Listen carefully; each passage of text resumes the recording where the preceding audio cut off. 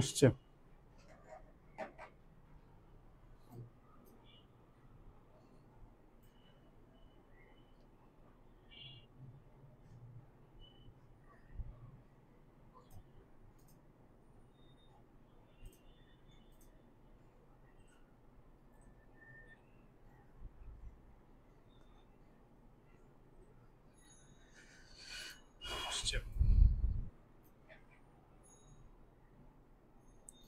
আসসালামু আলাইকুম প্রিয় শিক্ষার্থীরা, আশা করি তোমরা সবাই অনেক ভালো আছো। তোমাদেরকে স্বাগতম আরেকটি নতুন লাইভ ক্লাসে। সবাই দ্রুত যুক্ত হয়ে যাও।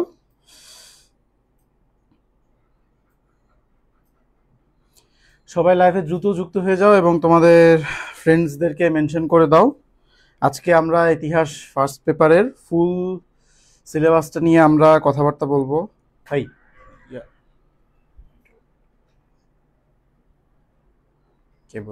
কেবল মনে হয়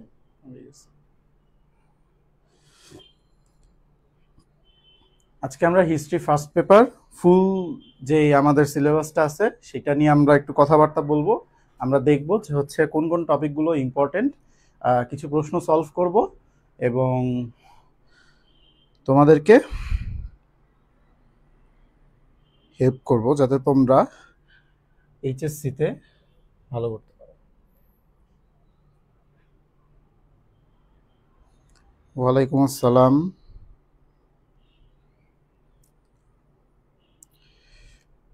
সবাই দ্রুত যুক্ত হয়ে যাও, আমরা খুব তাড়াতাড়ি শুরু করে দিব। দ্রুত যুক্ত হয়ে যাও সবাই। আজকের ক্লাসটা কিন্তু খুবই গুরুত্বপূর্ণ, কারণ আজকের ক্লাসে আমরা ইতিহাস ফার্স্ট পেপারের আমাদের যেই টপিকগুলো দেওয়া আছে সেই টপিকগুলোর কিন্তু আমরা ডিটেলসে কথাবার্তা বলবো এবং আমরা দেখব যে হচ্ছে সেই টপিকগুলোর মধ্যে কোনগুলো আসলে আমাদের পরীক্ষায় আসার মতো, কিংবা আমরা কোয়েশ্চেন প্যাটার্নটা একটু দেখব যে হচ্ছে বোর্ডে ইউজুয়ালি কীরকম ধরনের কোয়েশ্চেনগুলো এসে থাকে এবং আমরা কিছু কোয়েশ্চেন প্র্যাকটিসও করব।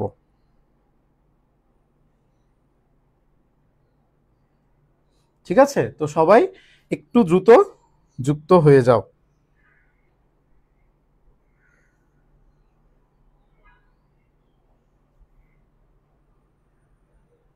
দিন ইসলাম, ওয়ালাইকুম আসসালাম।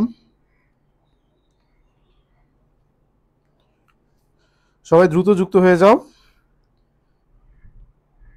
আমি আর একটু দেখবো, এরপরে শুরু করব।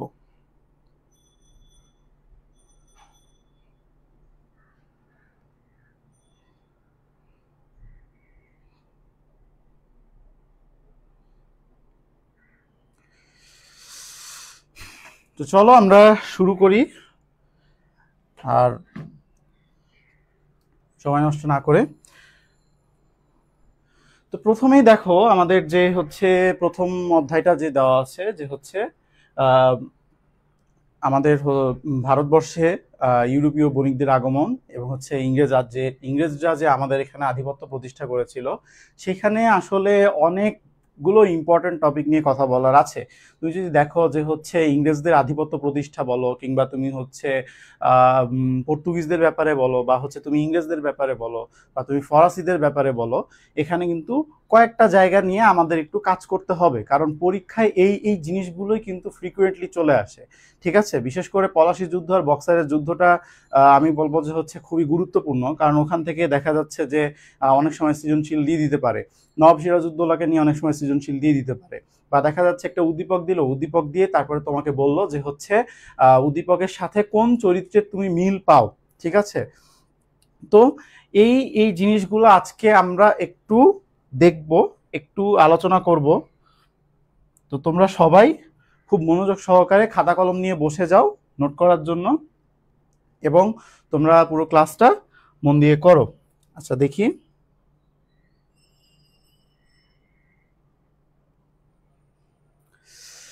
ঠিক আছে, চলো শুরু করি।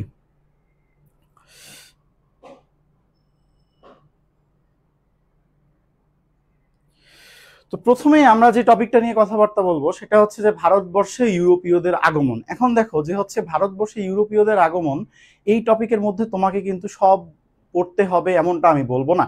তুমি এখানে যেটা করতে পারো সেটা হচ্ছে যে তুমি শেষ মুহূর্তে প্রস্তুতির জন্য তুমি কয়েকটা জায়গায় বেশি জোর দিতে পারো। সেটা হচ্ছে যে প্রথমে পর্তুগিজ, ঠিক আছে, পর্তুগিজদের টপিকটা তুমি বেশি জোর দিতে পারো যে হচ্ছে পর্তুগিজরা আমার কিভাবে হচ্ছে উত্তর ভাষা অন্তরীপ হয়ে তারা হচ্ছে 1498 খ্রিস্টাব্দে তারা হচ্ছে আমাদের এই ভারতবর্ষে আগমন করে। ভারতবর্ষে আগমন করার পরে প্রথম ক্ল্যাশটা তাদের কার সাথে হয়, কিংবা দেখো যে হচ্ছে আরেকটা খুব গুরুত্বপূর্ণ প্রশ্ন বারবারই দেখা যাচ্ছে চলে আসতে পারে, সেটা হচ্ছে যে নীল জল নীতিটা কি, ঠিক আছে, বা আলবুকার্কের পরিচয়, এই জিনিসগুলো কিন্তু একটু ইম্পর্টেন্ট। তো দেখো যে হচ্ছে 1498 খ্রিস্টাব্দের 20 মে কিন্তু হচ্ছে পর্তুগিজ নাবিক ভাস্কো দা গামা কিন্তু আফ্রিকার উত্তমাশা অন্তরীপ অতিক্রম করে কিন্তু হচ্ছে তিনি দক্ষিণ ভারতের কালিকট বন্দরে পৌঁছাতে সক্ষম হন। এবং ওনারা কিন্তু হচ্ছে কি করতেন, তখন বাণিজ্য কুঠি নির্মাণ করতেন, ঠিক আছে। বাণিজ্য কুঠি নির্মাণ করা মানে কি, যে সেখানে তাদের হচ্ছে বাণিজ্যের একটা শক্ত একটা প্রেজেন্স তারা রাখা। সো আচ্ছা, কমেন্টগুলো একটু দেখি।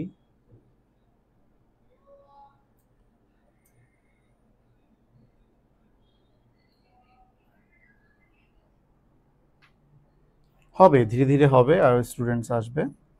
আচ্ছা ঠিক আছে। তো দেখো পর্তুগিজরা প্রথমে কিন্তু হচ্ছে পর্তুগিজ বণিক আলভারেজ কাব্রাল কালিকটের অবস্থানরত আরব বণিকদের হত্যা করে কালিকটে নিজেদের কর্তৃত্ব প্রতিষ্ঠা করেছিল। 1505 খ্রিস্টাব্দে পর্তুগালের রাজা প্রথম ম্যানুয়েল ফ্রান্সিসকো ডি আলমিডাকে ভারতবর্ষে ভাইসরয় নিয়োগ করে পাঠান। দেখো এরপরে কিন্তু হচ্ছে আলবুকার্কের আগমন হয়, এবং আলবুকার্ক 1509 সালে হচ্ছে ভারতের পর্তুগিজ বাণিজ্য কেন্দ্রগুলো শাসনকর্তা হয়ে আসেন। আলবুকার্ক আসেন হচ্ছে 1509 সালে, এবং তিনি একটি শক্তিশালী নৌবহর গড়ে তোলেন, এবং 1510 সালে তিনি হচ্ছে গোয়া দখল করেন। এরপর তিনি মালাক্কা দখল করেন। তো দেখো যে হচ্ছে এই আলবুকার্ক আসার পরে কিন্তু সে কিন্তু একটার পর একটা জায়গা দখল করা শুরু করলো। এই দখল করার নীতিটাকে কিন্তু বলা হচ্ছে কি, নীল জল নীতি, ঠিক আছে। অর্থাৎ আলবুকার্কের যে এই সাম্রাজ্যবাদী নীতিটা, অর্থাৎ আমি এমন একটা নৌবাহিনী গঠন করলাম, বা আমি এমন একটা বাহিনী গঠন করলাম, আমার নিজের শক্তিটা বা আমি আমার নিজের প্রভাব প্রতিপত্তিটা আমি খাটাচ্ছি, এটাকেই কিন্তু বলছে নীল জল নীতি। এটাই ছিল আলবুকার্কের নীল জল নীতি। তো তোমাকে যদি প্রশ্ন করে যে হচ্ছে নীল জল নীতিটা কি, খতে চলে আসতে পারে, বা গতেও দেখা যাচ্ছে অনেক সময় চলে আসতে পারে, ঠিক আছে। বেশিরভাগ সময় খতেই আসে, গতে আসার পসিবিলিটি একটু কম। বাট তোমাকে যদি প্রশ্ন করা হয় তুমি তখন এখান থেকেই অ্যান্সার করে ফেলতে পারবা। তারপরে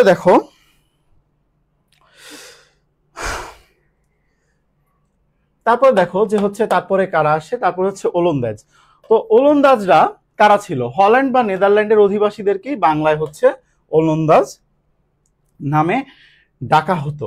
তো দেখো যে হচ্ছে 1595 খ্রিস্টাব্দে প্রথম নেদারল্যান্ডসের বণিকদের আফ্রিকার উত্তমাশা অন্তরীপ অতিক্রম করে সুদূর ভারতের দিকে যাত্রা করে, এবং 1605 খ্রিস্টাব্দে ওলন্দাজ বণিকরা ভারতে আসে এবং কালীগড় এবং নাগাপট্টমে তাদের বাণিজ্য কুঠি নির্মাণ করে। কিন্তু ওলন্দাজরা আসলে খুব বেশি একটা দিন যে ভারতবর্ষে টিকতে পেরেছিল এমনটা কিন্তু না। তারপরে দেখো যে হচ্ছে দিনেমার কাদেরকে বলা হয়, ডেনমার্কের অধিবাসীদেরকে কিন্তু দিনেমার বলা হয়। অনেক সময় এমসিকিউতে কিন্তু চলে আসতে পারে, তোমাদেরকে এই বিষয়গুলো একটু খেয়াল রাখতে হবে যে হচ্ছে ওলন্দাজ আমি কাদেরকে বলছি, তারপরে দিনেমার কাদেরকে বলছি, ঠিক আছে। এই জিনিসগুলো তোমাদেরকে একটু খেয়াল রাখতে হবে। তো দেখো যে হচ্ছে দিনেমাররা 1616 খ্রিস্টাব্দে 17 মে ড্যানিশ ইস্ট ইন্ডিয়া কোম্পানি গঠন করে, এবং 1618 খ্রিস্টাব্দে মার্সেলিস ডি বসওয়ারের নেতৃত্বে ড্যানিশ কোম্পানির বণিকরা ভারতের পথে যাত্রা করে, এবং 1620 সালে দিনেমাররা দক্ষিণ ভারতের তঞ্জোর জেলার ত্রিবাঙ্কুরে বাণিজ্য কুঠি নির্মাণ করে। তো তোমরা একটা জিনিস দেখবা যে হচ্ছে কম বেশি সবাই কিন্তু তাদের বাণিজ্য কুঠি কিছু কিছু জায়গায় নির্মাণ করছিল, বাট শেষ পর্যন্ত টিকতে পারছিল কারা, শেষ পর্যন্ত কিন্তু টিকে গেছিল ইংরেজরা। ঠিক আছে, ফরাসিরাও টিকে ছিল, বাট ফরাসিরা কিন্তু শেষ অবধি টিকতে পারেনি, কারণ তাদের হচ্ছে নানান রকম সমস্যা ছিল। তাদের হচ্ছে মাঝখানে যে ইঙ্গো ফরাসি দ্বন্দ্ব ছিল, যে তিনটা আমরা দ্বন্দ্বের কথা পড়ি, বা যেই তিনটা আমরা যুদ্ধের কথা পড়ি, সেই তিনটা দ্বন্দ্ব কিন্তু মাঝখানে ছিল, যার কারণে কি ফরাসিরা আসলে খুব বেশি দিন ইংরেজদের সাথে পেরে উঠতে পারেনি। তো তারপরে দেখো ইংরেজরা প্রথমে কি করে, ইংরেজরা 1599 সালে একদল ব্রিটিশ বণিক এই কোম্পানি গঠন করে এবং ব্রিটিশ সরকারের কাছে আফ্রিকা, উত্তর মহাসাগরীপের পূর্ব অঞ্চল সমূহে একচেটিয়া বাণিজ্য করার জন্য অনুমতি প্রার্থনা করে এবং 1600 সালের 31 ডিসেম্বর রানী প্রথম এলিজাবেথ কোম্পানিকে 15 বছর মেয়াদী একটি সনদ প্রদান করে। অর্থাৎ 1600 সালে তারা কি পায়, যে হচ্ছে বাণিজ্য করার সার্টিফিকেটটা পায়। কিন্তু তারা আসে কত খ্রিস্টাব্দে, তারা হচ্ছে 1608 খ্রিস্টাব্দে ভারতে আসে। এটা কিন্তু অনেক সময় অনেকে ভুল করে, যে হচ্ছে আমরা মনে করি যে হচ্ছে আচ্ছা ঠিক আছে 1600 সালে সার্টিফিকেট পাইছে, তার মানে 1600 সালে চলে আসছে। ব্যাপারটা মোটেই এমন না। ইংরেজরা ভারতবর্ষে আগমন করেই হচ্ছে 1608 খ্রিস্টাব্দে।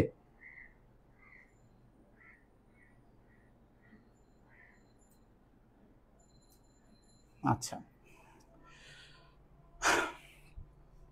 ঠিক আছে, তারপরে আসো যে হচ্ছে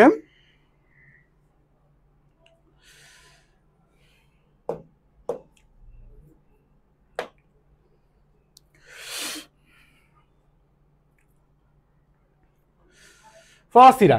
তো দেখো যে হচ্ছে ফরাসিরা উপমহাদেশে আগত ইউরোপীয় জাতিগুলোর মধ্যে ফরাসিদের অবস্থান একেবারে শেষের দিকে বলা যায়, ঠিক আছে। কারণ এই ফরাসিরা দেখা যাচ্ছে যে মানে তারা থাকতে পারলেও দেখা যাচ্ছে যে তাদের প্রভাবটা ওইভাবে রাখতে পারেনি। 1642 খ্রিস্টাব্দে Cardinal Richelieu French East India Company গঠন করেন। 1668 সালে তারা সুরাটে পৌঁছে এবং সেখানে তারা প্রথম বাণিজ্য কুঠি নির্মাণ করে। ফরাসিরা প্রথম বাণিজ্য কুঠি কোথায় নির্মাণ করে? সুরাটে নির্মাণ করে।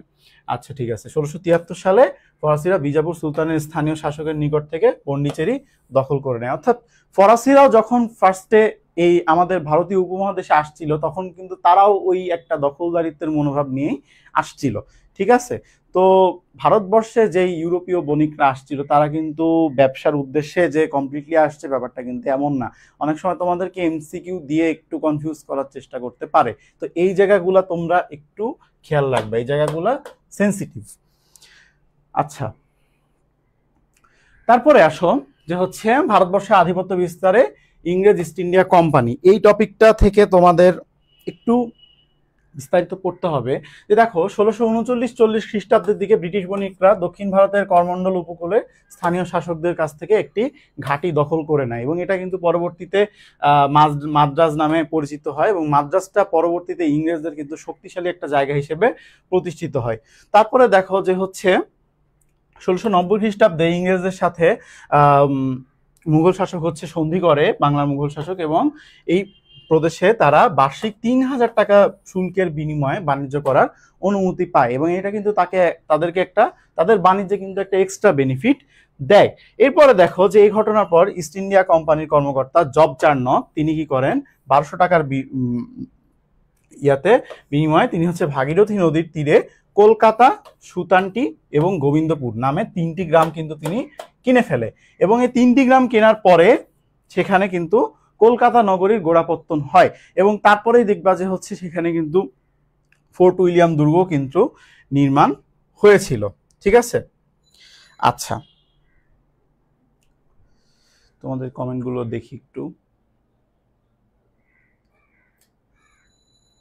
তোমরা এখনো যারা লাইভে যুক্ত হও নাই দ্রুত যুক্ত হয়ে যাও এবং তোমাদের ফ্রেন্ডদেরকে মেনশন করে দাও। আজকে কিন্তু আমরা যেহেতু ম্যারাথন ক্লাস, ঠিক আছে, যেহেতু ম্যারাথন ক্লাস সেহেতু আজকে আমরা অনেক দেখা যাচ্ছে ইনসাইড কথাবার্তা কিছু বলবো, ঠিক আছে, যেগুলো তোমাদের আর কি পরীক্ষার লাস্ট মোমেন্টে তোমাদেরকে হচ্ছে হেল্প করবে।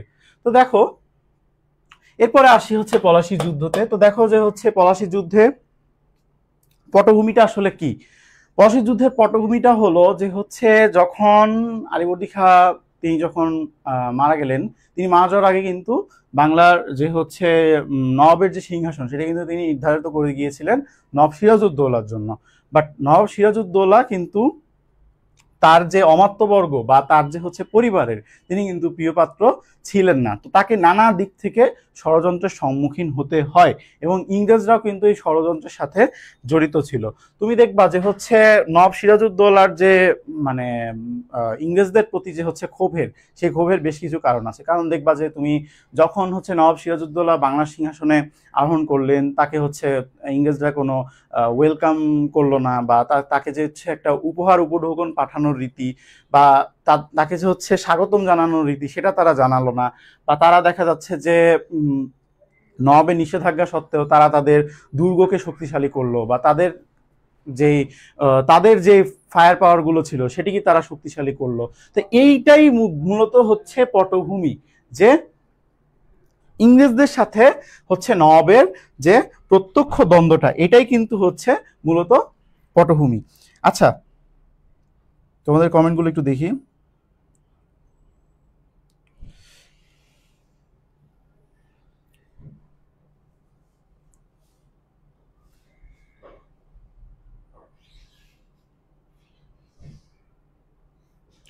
আচ্ছা, ঠিক আছে, তারপরে আসো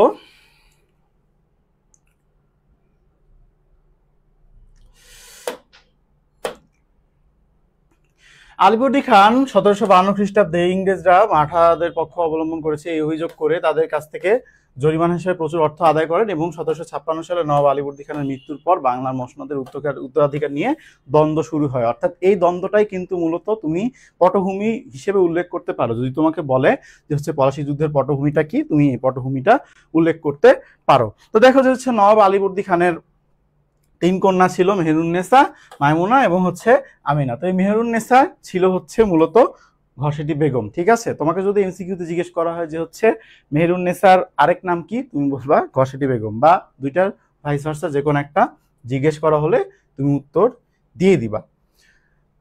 আচ্ছা, ঠিক আছে।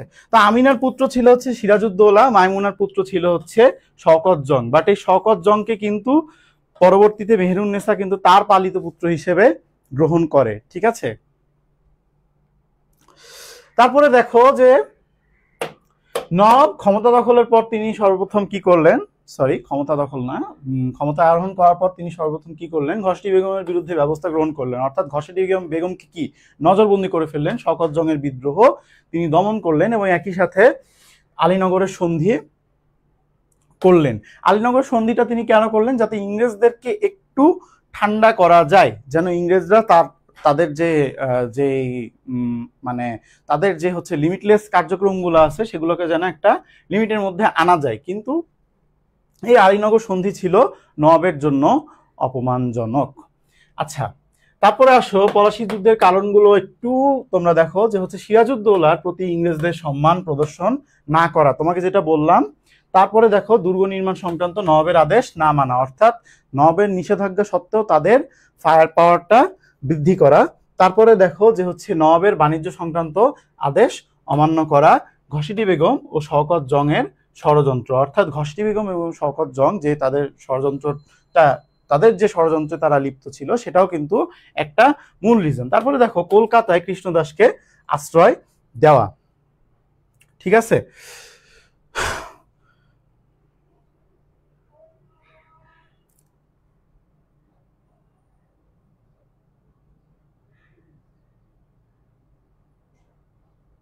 আচ্ছা, তারপর আসো যে হচ্ছে ইংরেজদের সন্ধি শর্ত ভঙ্গ, এরপর হচ্ছে সমসাময়িক বাংলার কুলুষিত রাজনীতি। ঠিক আছে, তো এইগুলোই মূলত পলাশী যুদ্ধের কারণ হিসেবে তুমি উল্লেখ করতে পারো। যুদ্ধের ঘটনাবলী হিসেবে তুমি উল্লেখ করতে পারো যে হচ্ছে নবাবকে ক্ষমতাচ্যুত করার জন্য মির্জাফর, জগৎ শেঠ, রায়দুল্লভ, রাজবল্লভ, অমিচাঁদ, ঠিক আছে, এবং তারা কিন্তু একটা ষড়যন্ত্রমূলক পরিকল্পনা করে এবং রবার্ট ক্লাইভকে প্রস্তাব দেয়। রবার্ট ক্লাইভ খুশি মনে সেই প্রস্তাব অবশ্যই গ্রহণ করে এবং মির্জাফরকে তারা হচ্ছে নবাব হতে সাহায্য করে এবং তারাই কিন্তু পরবর্তীতে এই ষড়যন্ত্রটা ঘটায়। তো দেখো যে হচ্ছে পলাশীর যুদ্ধের, তোমাকে যদি আমি বলি যে হচ্ছে পলাশীর যুদ্ধের যদি তোমাকে ঘটনাবলী উল্লেখ করতে বলে, তুমি এখানে উল্লেখ করতে পারো যে হচ্ছে নবাবের কতটুকু ফায়ার পাওয়ার ছিল, ইংরেজদের কতটুকু ফায়ার পাওয়ার ছিল। ঠিক আছে, নবাবের ফায়ার পাওয়ার দেখো কতটুকু ছিল, 50টা কামান ছিল, 35,000 পদাতিক এবং 15,000 অশ্বারোহী সৈন্য ছিল। অপরদিকে ইংরেজদের কিন্তু অনেক কম ফায়ার পাওয়ার ছিল, অর্থাৎ তাদের মাত্র 8টি কামান ছিল, 2200টি দেশীয় সিপাহী ছিল এবং 800 ইউরোপীয় গোলন্দাজ ছিল। তো দেখো এরপরেও কিন্তু ইংরেজরা বিজয়ী হয়ে যায়, যে হচ্ছে ইংরেজদের পক্ষে মাত্র 23 জন নিহত এবং 49 জন আহত হয়েছিল। অপরদিকে নবাবের পক্ষে 500 জন সৈন্য নিহত হয়েছিল। ঠিক আছে, তো এইটা হচ্ছে একটা ট্র্যাজেডি। তো দেখো যে হচ্ছে সিরাজউদ্দৌলার পতনের কারণ, অর্থাৎ তোমাকে যদি গ বা ঘতে যদি তোমাকে জিজ্ঞেস করো যে হচ্ছে সিরাজউদ্দৌলার চরিত্র কিরকম ব্যাখ্যা করো, তুমি এখানে ব্যাখ্যা করে দিতে পারো যে হচ্ছে অদূরদর্শিতা, সমর কুশলতার অভাব, বাংলার মানুষের নৈতিক স্থলন, ঠিক আছে, তারপরে ইংরেজদের শক্তি সম্পর্কে উদাসীনতা, মির্জাফর এবং তাদের সহযোগীদের বিশ্বাসঘাতকতা, রবার্ট ক্লাইভের কুশলতা। তো এই কারণগুলো কিন্তু তুমি ব্যাখ্যা করতে পারো। আচ্ছা, তারপর দেখো যে হচ্ছে ফলাফল ও তাৎপর্য। পলাশীর যুদ্ধের ফলাফল কি ছিল? যে হচ্ছে বাংলার স্বাধীনতার যে সূর্য সেটা অস্তমিত হওয়া, তারপরে হচ্ছে ইংরেজদের যে আধিপত্য সেটা প্রতিষ্ঠিত হওয়া, তারপরে হচ্ছে বাংলার ক্ষমতা হচ্ছে বিভাজিত হয়ে দ্বৈত শাসনের সূত্রপাত হওয়া। ঠিক আছে, তো এই জিনিসগুলাই মূলত ছিল হচ্ছে পলাশীর যুদ্ধের ফলাফল, যেগুলো পলাশীর যুদ্ধকে কিন্তু প্রতিষ্ঠিত করেছিল। আচ্ছা, তারপরে আসো যে হচ্ছে বক্সারের যুদ্ধ। তো দেখো যে হচ্ছে একটা টাইম পরে যখন মির্জাফররা তাদেরকে প্রোভাইড করতে পারছিল না, তখন কিন্তু স্বাভাবিকভাবে বক্সারের যুদ্ধের যে পটভূমিটা সেটা কিন্তু ক্রিয়েট হয়ে যায়। অর্থাৎ মির্জাফর যখন ইংরেজদের আর কোনো কাজে আসতেছে না, তখন তারা কি করে, মির্জাফরকে সরাই দিয়ে মীর কাসিমকে ক্ষমতাতে বসায়। এবং এই মীর কাসিম কিন্তু একটু হলো তার মধ্যে দেশপ্রেম ছিল, সে কিন্তু ইংরেজদের যে এই ছলচাতুরিগুলা সে কিন্তু এগুলো বুঝতে পেরে সে কিছু পদক্ষেপ গ্রহণ করে, যেগুলো ইংরেজদের মনে একটা সন্দেহের উদ্রেক করে।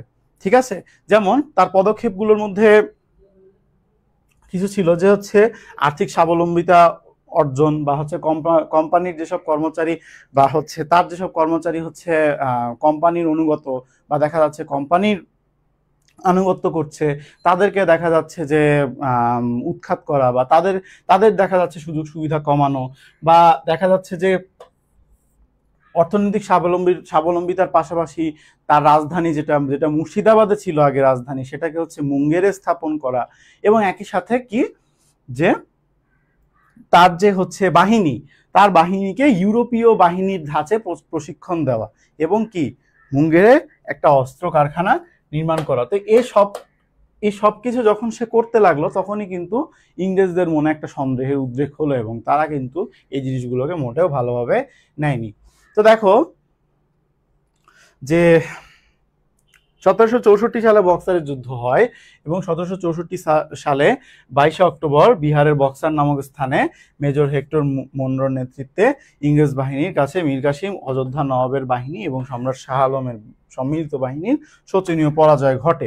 এরপরে দেখো যে শুধু মীর কাসিমের যে পতন হয়েছিল তা না, অযোধ্যার নবাব কিন্তু তার রাজ্য হারিয়ে ফেলেছিল। তো ইংরেজরা তাকে শর্ত সাপেক্ষে তার রাজ্যটা ফিরিয়ে দেয় এবং সম্রাট শাহ আলম কিন্তু তখন কিছুটা বলা যায় অসহায় হয়ে গেছিল, কারণ দেখা যাচ্ছে যে তার বাহিনী হেরে যাওয়ার কারণে দেখা যাচ্ছে তার প্রভাবটা সেখান থেকে কিন্তু একটু কমে আসে।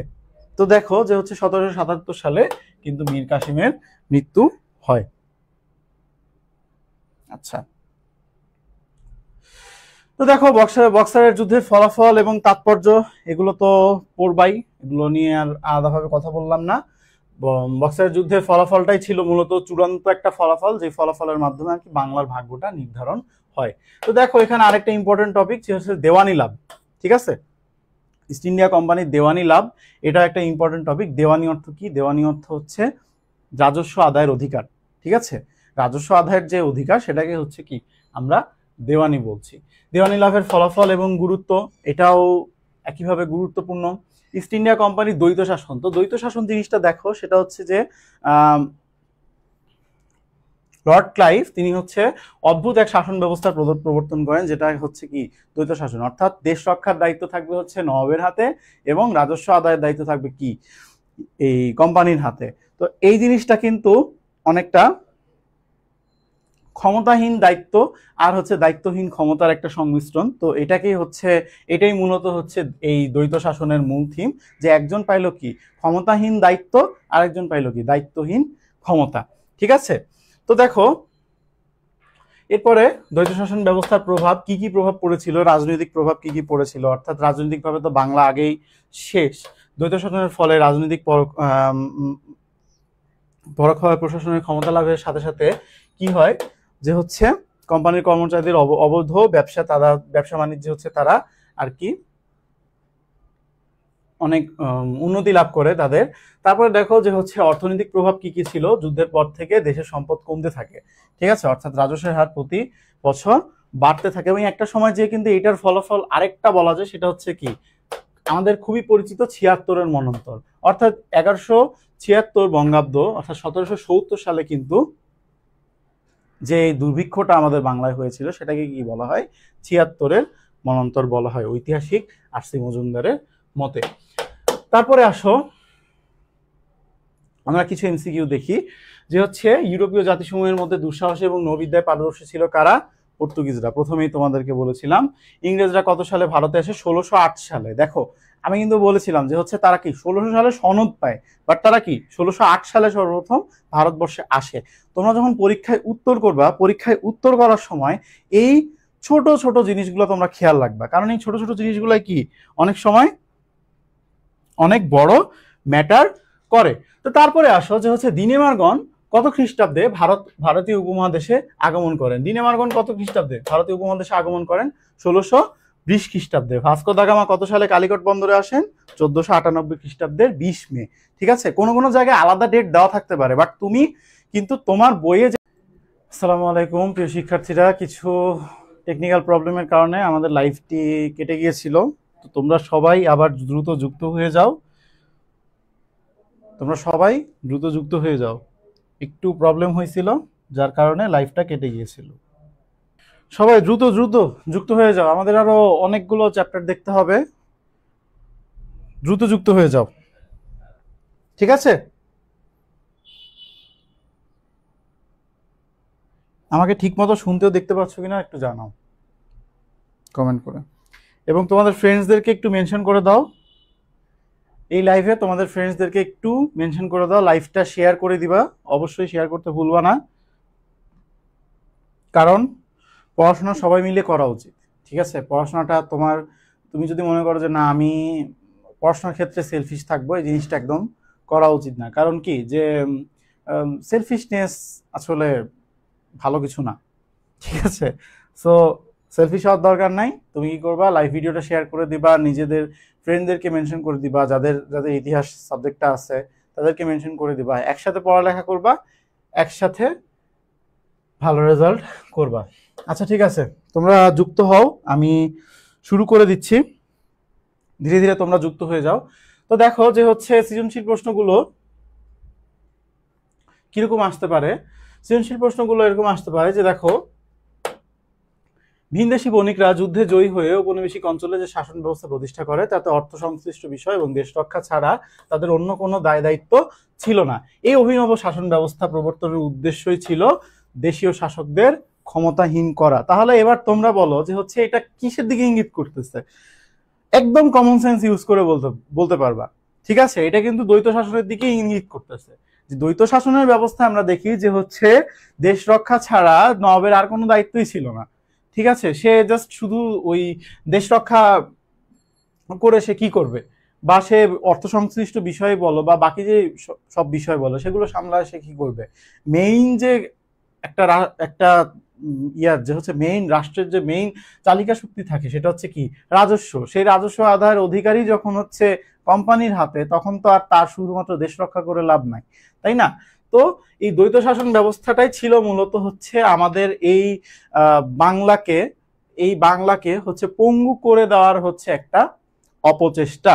তো দেখো যে হচ্ছে গ নাম্বারে কি লিখছে, উদ্দীপকে ভারতীয় উপমহাদেশের কোন বিষয়ের প্রতি ইঙ্গিত করা হয়েছে, এটা তোমরা দেখো, সব ঠিক আছে। থ্যাংক ইউ সো মাচ ফ্রেন্ডদেরকে মেনশন করে দেওয়ার জন্য। তোমরা তোমাদের ফ্রেন্ডসদেরকে মেনশন করে দাও, এন্ড লাইভ ভিডিওটা অবশ্যই শেয়ার করবা, নিজেদের টাইম লাইনে শেয়ার করবা অবশ্যই, যেন নিজেদের টাইমলাইনে শেয়ার করলে একটা সুবিধা কি হয় যে হচ্ছে তোমার যদি পরীক্ষার আগের রাতে মনে হয় যে না আমার এই বিষয়টা সমস্যা মনে হচ্ছে বা আমি এই বিষয়টা আরেকবার দেখতে চাই পড়তে চাই, তখন কিন্তু তুমি খুব ইজিলি তোমার টাইমলাইন ঘেটেই তুমি বের করে ফেলতে পারবা। ঠিক আছে, এটা তুমি তোমার নিজের জন্য করো। ওকে, সো দেখো উপমহাদেশে কোন বিষয়ের প্রতি ইঙ্গিত করা হয়েছে? দ্বৈত শাসন বাংলার জনজীবনে উক্ত ঘটনার বিপর্যয় এনেছিল, যে বিপর্যয় এনেছিল তা সে বিষয়ে তোমার মতামত দাও। কোন বিপর্যয়ের কথা এখানে কি বলা হচ্ছে? দেখো দ্বৈত শাসনের ফলে যখন হচ্ছে এরকম রাজস্ব আদায়ের অধিকারটা তাদের হাতে যখন চলে গেল, বা দেখা যাচ্ছে যে শুধুমাত্র নবের হাতে শুধুমাত্র দেশ রক্ষার দায়িত্বই থেকে গেল, তখন কিন্তু এখানে ৭৬-এর মনান্তরটাও কিন্তু সাথে সাথে চলে আসে। দেখা যাচ্ছে যে রাজনৈতিক অবস্থার অবনতি তো হয়েই ছিল আমাদের তৎকালীন বাংলায়, এবং অর্থনৈতিক অবস্থার অবনতি হয়েছিল, এবং সেই সাথে কিন্তু ৭৬-এর মনান্তরটাও ঘটেছিল। তো তারপরে দেখো আরেকটা সৃজনশীল আমরা দেখি, এরপর আমরা পরবর্তী চ্যাপ্টারে চলে যাব, যে হচ্ছে 1918 সালে রাশিয়ার সমাজতান্ত্রিক নেতা ভ্লাদিমির ইলিচ লেনিন, গতকালকে পড়ালাম, সেও রাজধানী পেট্রোগ্রাড থেকে অধিকতর নিরাপদ স্থানে মস্কোতে স্থানান্তর করেন। মস্কো অপেক্ষাকৃত কেন্দ্রস্থলে অবস্থিত হওয়ায় বহিঃশত্রুর আক্রমণের আশঙ্কা কম ছিল। তাছাড়া পেট্রোগ্রাড সুবিধাভোগী শ্রেণীর নিরাপদ অভয়ারণ্য হওয়ায় তিনি এই সিদ্ধান্ত নেন। এরপর লেনিন দেশের ভঙ্গুর অর্থনীতিকে চাঙ্গা করার জন্য বিভিন্ন অর্থনৈতিক সংস্কারমূলক কার্যক্রম হাতে নেন। লেনিনের সাথে কার মিল পাচ্ছ বলতো? লেনিনের সাথে কিন্তু আমি এখানে মীর কাসিমের একটা মিল পাচ্ছি, কারণ মীর কাসিমও কি তার রাজধানী সে ফার্স্টে মুর্শিদাবাদ থেকে মুঙ্গের স্থানান্তর করে ইংরেজদের প্রভাব থেকে একটু মুক্ত করার জন্য। তারপরে সে কিছু অর্থনীতিকে চাঙ্গা করার জন্য সে কিছু অর্থনৈতিক সংস্কারমূলক কার্যক্রম হাতে নেয়। একই সাথে কিন্তু সে ইংরেজদের যে সুবিধাটা সেটা কিন্তু সে কমানোর চেষ্টা করে বা সে প্রশমিত করার চেষ্টা করে। এই জায়গাটাই তোমাকে পরীক্ষার হলে কিন্তু এই জায়গাটায় তোমাকে ইয়ে করতে হবে। তুমি একটা উদ্দীপক বুঝতেছো না, ওকে ফাইন, তুমি বারবার পড়ো।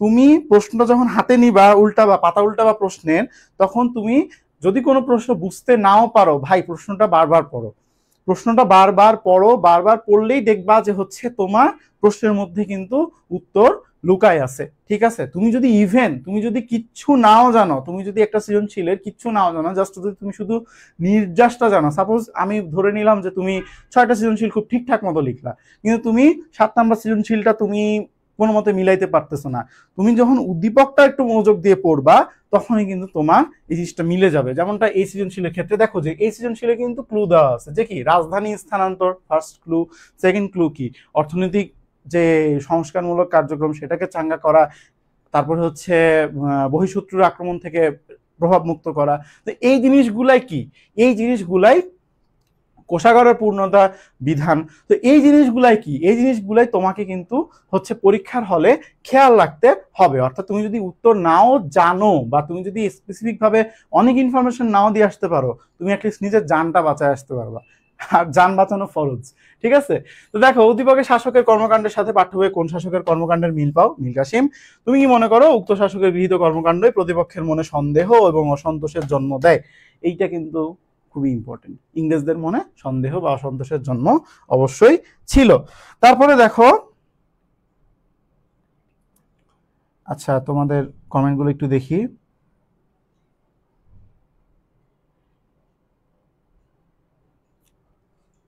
তারপরে দেখো ক রাজ্যের শাসকের জামাতা অল্প বয়সে, আচ্ছা ঠিক আছে আমরা পরবর্তীতে চলে যাই। তো দেখো এখান থেকে তোমরা কি টপিক পড়তে পারো? ভারতবর্ষে ইউরোপীয় কোম্পানি সমূহ পর্তুগিজ, ফরাসি এবং ইংরেজ, এই তিনটা তোমরা খুব ভালো করে দেখবা। ভারতবর্ষে আধিপত্য বিস্তার ইস্ট ইন্ডিয়া কোম্পানি, এটাও তোমরা একটু ভালো করে দেখবা। পলাশির যুদ্ধটা তোমরা ভালো করে দেখবা। নবাব সিরাজউদ্দৌলার চরিত্র এবং পতন, এটা কিন্তু অনেক সময় গতে চলে আসতে পারে।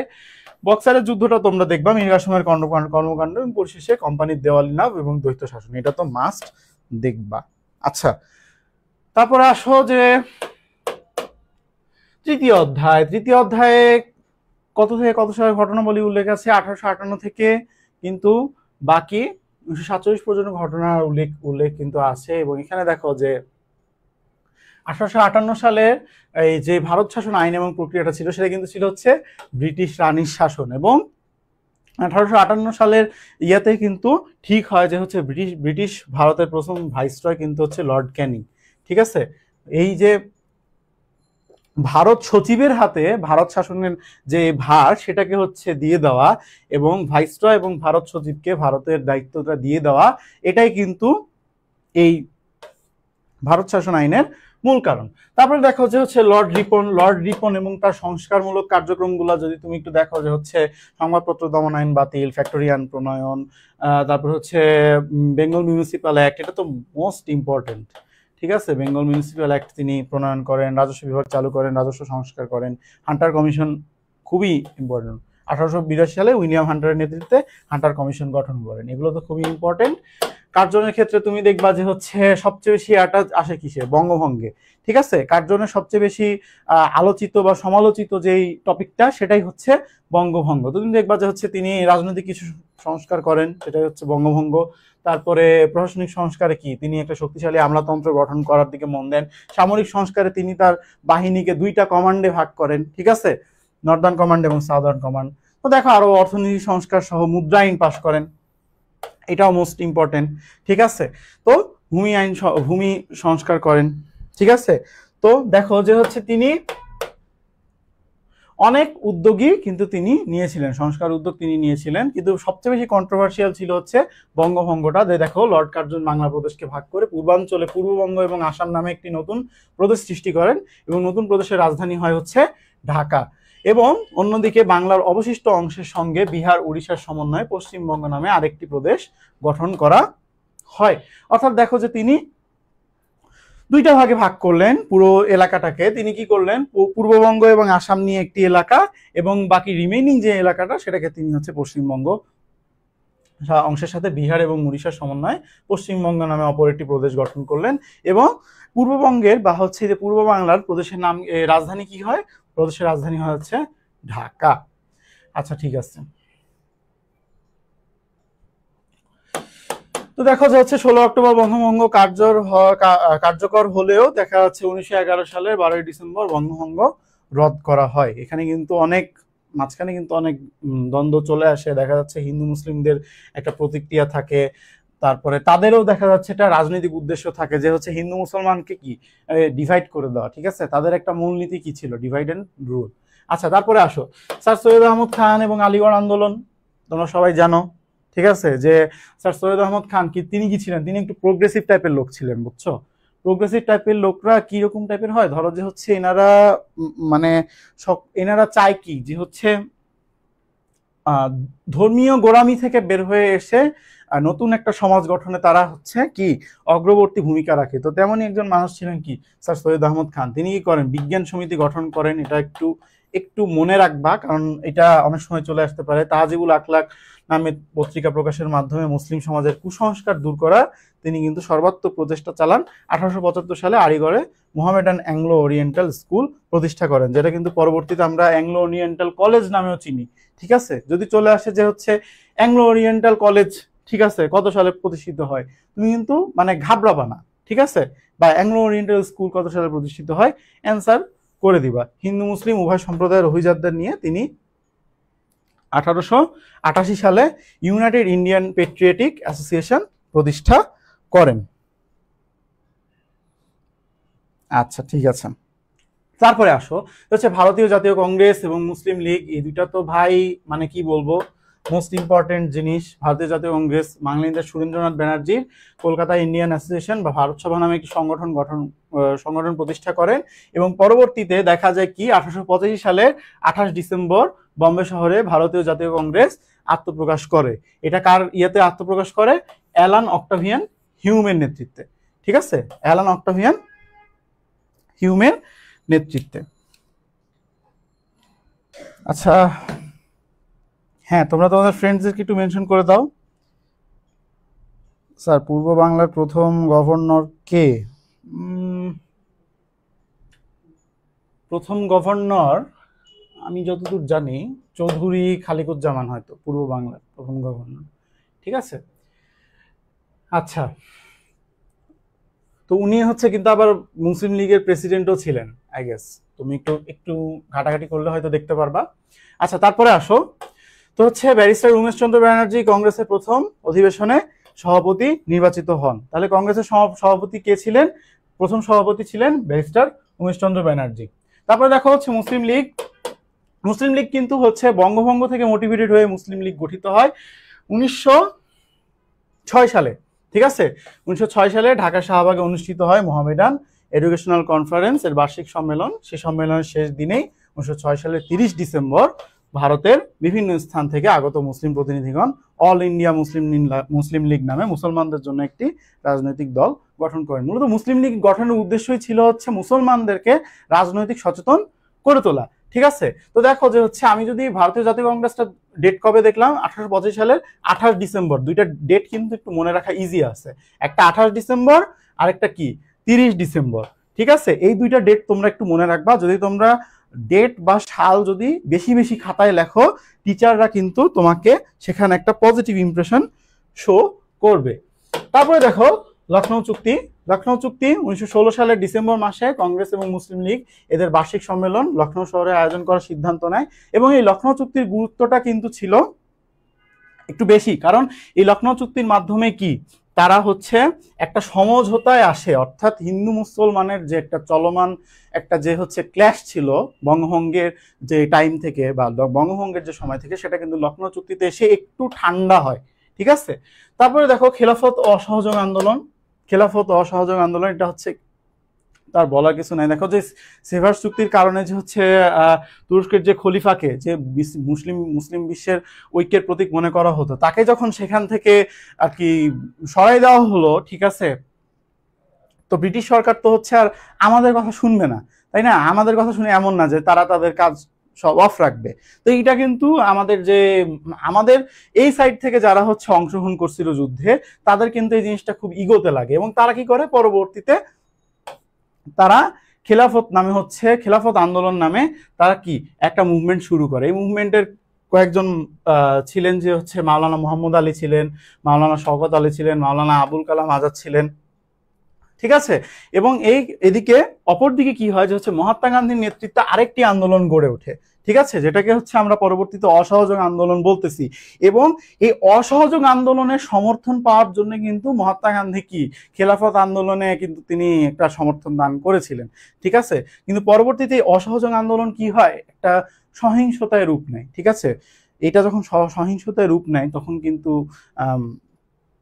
এটা আর কি মানে তখন মহাত্মা গান্ধী কি আর কি হচ্ছে এখানে, তখন মহাত্মা গান্ধী এই আন্দোলনের নেতৃত্ব আর দেন না। ঠিক আছে, এই আন্দোলনটা দমন হয়ে যায়। তো দেখো যে হচ্ছে জালিয়ানওয়ালাবাগ হত্যাকাণ্ড, এখানেও কিন্তু এই হত্যাকাণ্ডটাও কিন্তু হচ্ছে একটা বড় ফ্যাক্ট।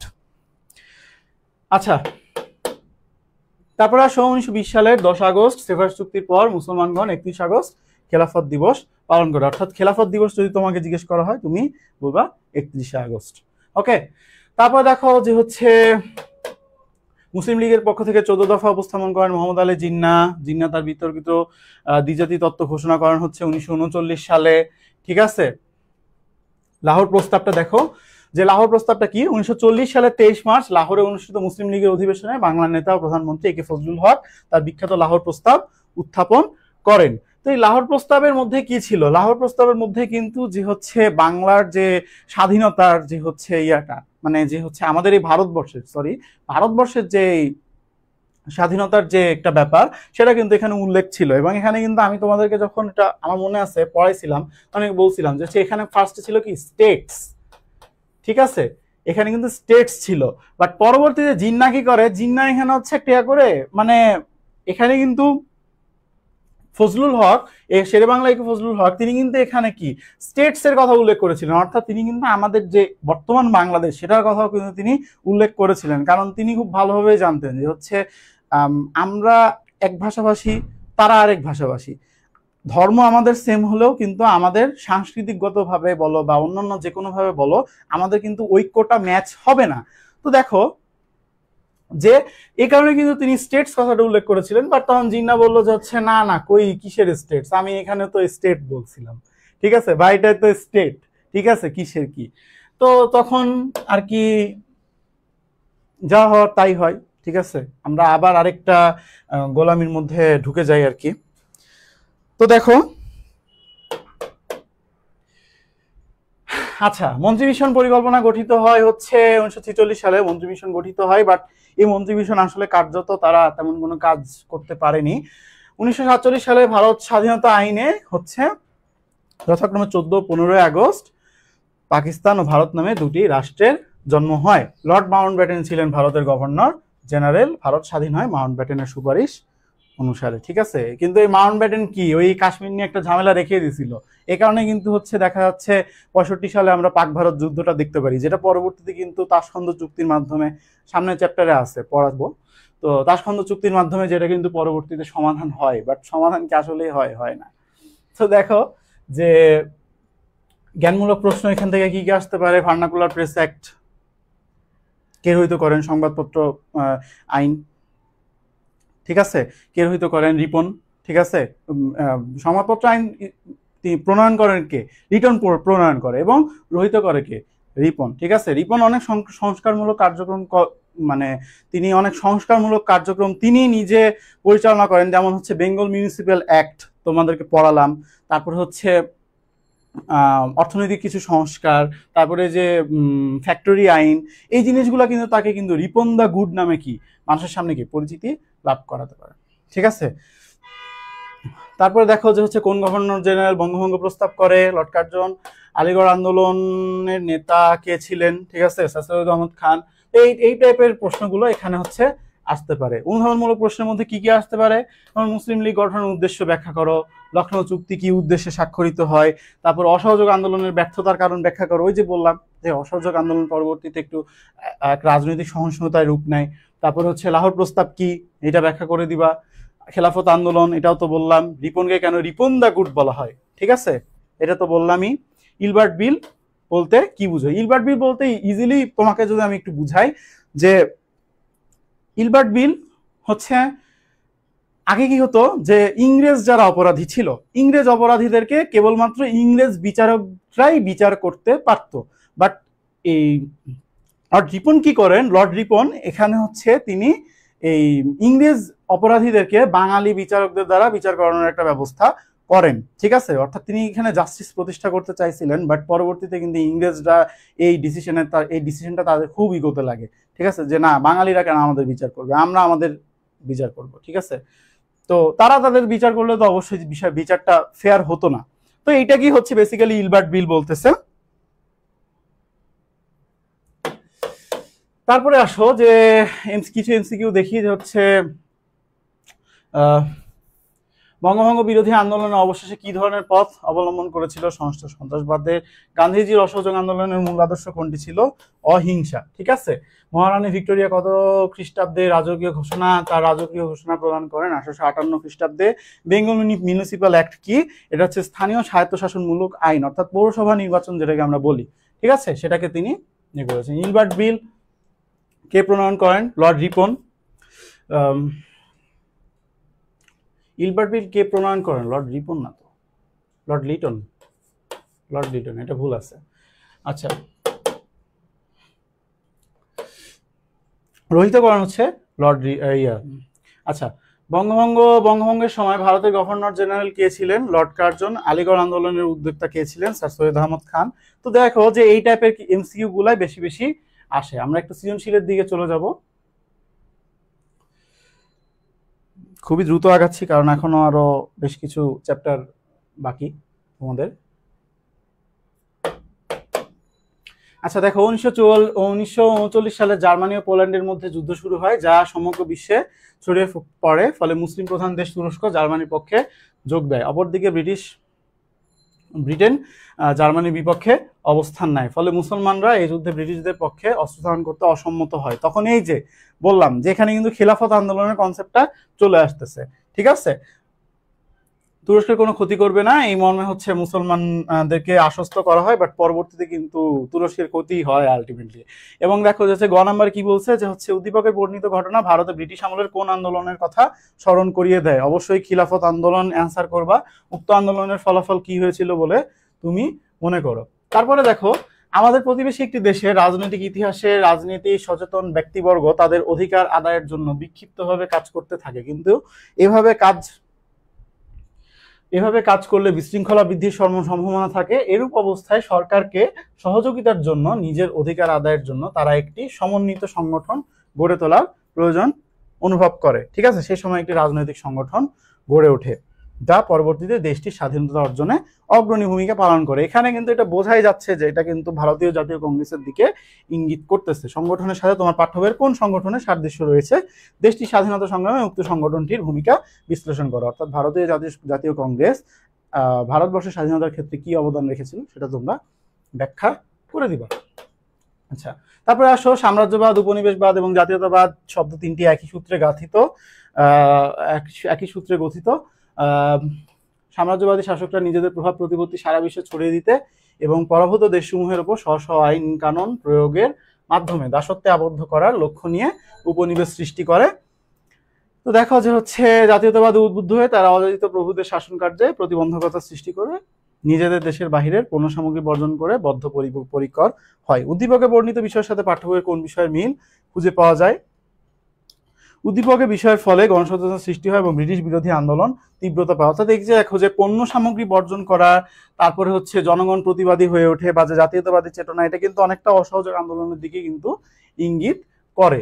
তারপরে আসো যে হচ্ছে 4 নম্বর, ভারতীয় উপমহাদেশে আগমনকারী ব্রিটিশ শাসকের মধ্যে বেশ কয়েকজন শাসক উন্নয়নমূলক এবং জনহিতকর অনেক কাজ করেন, ভারতীয়দের মনে স্থান করে নিয়েছেন।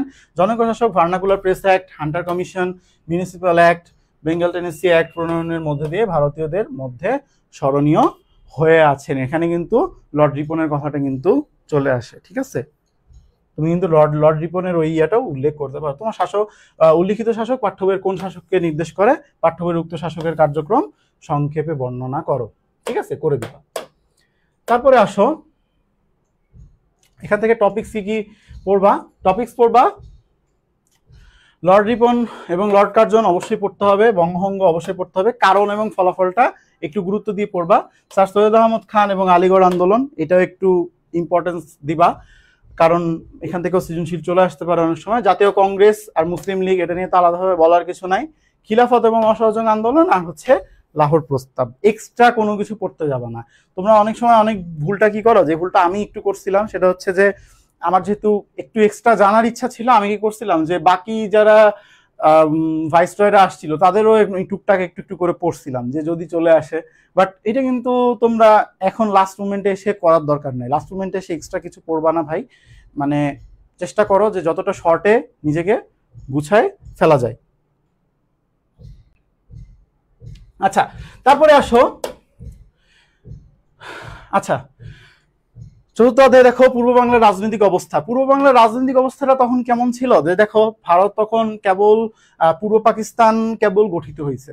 ঠিক আছে, পূর্ব পাকিস্তান গঠিত হওয়ার পরে সর্বপ্রথম আঘাতটা আসে কিন্তু আমাদের ভাষার উপরে। ঠিক আছে, এবং ভাষা কিন্তু আমাদের এমন একটা সেন্সিটিভ জায়গা, যে জায়গাটা আসলে আমরা এটা মেনে নিতে পারিনি। তো দেখো যে হচ্ছে যখন হচ্ছে নুরুল আমিন মুখ্যমন্ত্রী হন, ঠিক আছে,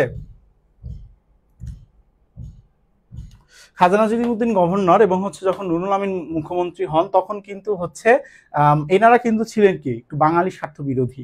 ঠিক আছে, এনারা বাঙালি স্বার্থ বিরোধী ছিলেন। এনারাই কিন্তু পরবর্তীতে যে ট্রাবলগুলো ক্রিয়েট হয় সেগুলো কিন্তু এনারাই ক্রিয়েট করে। তো দেখো 1949 সালে 23 জুন টিকাটুলির কে এম দাস লেনে অবস্থিত রোজ গার্ডেন হলে এক রাজনৈতিক কর্মী সম্মেলন অনুষ্ঠিত হবে। এখানে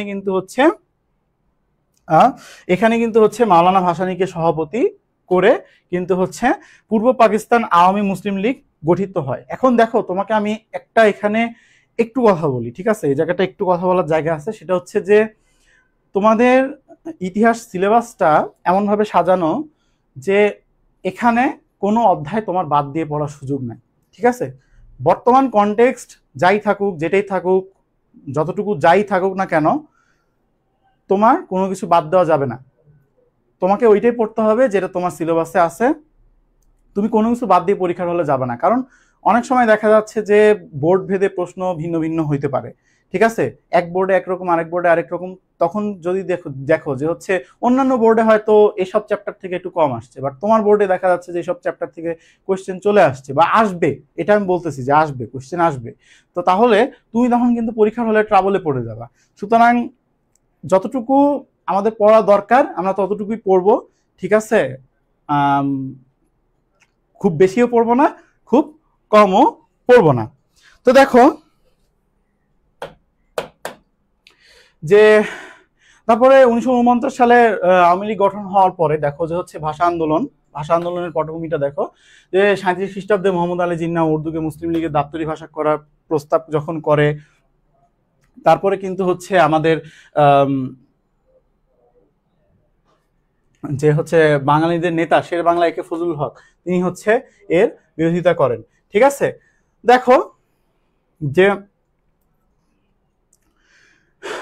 যখন উর্দুকে রাষ্ট্রভাষা করার প্রস্তাবটা দেওয়া হলো তখন কিন্তু এখানে অনেক বাঙালি যারা বুদ্ধিজীবী ছিলেন যেমন ডক্টর মোহাম্মদ শহীদুল্লাহ, ডক্টর এনামুল হক সহ বেশ কিছু, তারা কিন্তু এখানে কিন্তু প্রবন্ধ লিখে তারা কিন্তু প্রতিবাদ জানায়।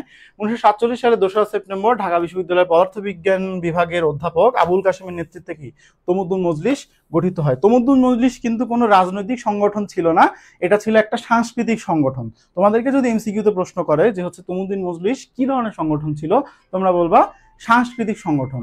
কারণ এই সংগঠনের মাধ্যমে কি যে বাংলা ভাষার যে হচ্ছে বাংলা ভাষাকে রক্ষা করা, অর্থাৎ বাংলা ভাষার যে বাংলা ভাষাকে যে হচ্ছে উর্দু ভাষাকে যে রাষ্ট্রভাষা করার একটা অপচেষ্টা, সেটা কিন্তু ফার্স্টলি এই বাঙালিরাই কিন্তু প্রতিরোধ করে। তো দেখো 1947 খ্রিস্টাব্দের ডিসেম্বর মাসে গঠিত হয় রাষ্ট্রভাষা সংগ্রাম পরিষদ, অর্থাৎ রাষ্ট্রভাষা সংগ্রাম পরিষদ কিন্তু 1947 সালে গঠন হয় এবং এর আহ্বায়ক মনোনীত হন নুরুল হক ভূঁইয়া। ঠিক আছে, তারপরে আসো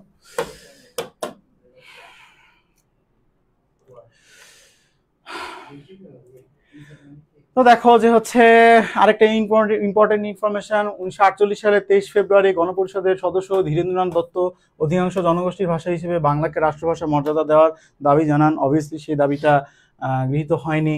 48 সালের 11ই মার্চ হচ্ছে ভাষা দিবস পালিত হয়। 19 March governor general Mohammad Ali Jinnah ঢাকায় আসেন এবং তিনি যে রেসকোর্স ময়দানে তিনি হচ্ছে যে তাকে যে সংবর্ধনা দেওয়া হয় সেখানে তিনি বলেন উর্দু এবং উর্দুই হবে পাকিস্তানের একমাত্র রাষ্ট্রভাষা, এবং অবভিয়াসলি কিন্তু এরপরে আন্দোলনটা বেগবান হয়। এরপর দেখো 1950 খ্রিস্টাব্দের সেপ্টেম্বর মাসে প্রধানমন্ত্রী লিয়াকত আলী খান গণপরিষদে ঘোষণা করেন উর্দুই পাকিস্তানের রাষ্ট্রভাষা হবে। তো দেখো যে হচ্ছে পরপর যখন এতজন এই স্টেটমেন্টটা দিল, তারপরে কিন্তু দেখো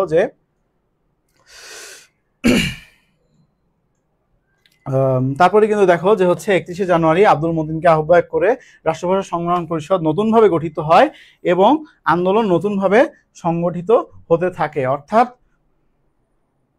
বর্তমান যে ভাষা আন্দোলনটা আমরা পড়ি সেটা কিন্তু সেখান থেকেই বেগবান হতে থাকে।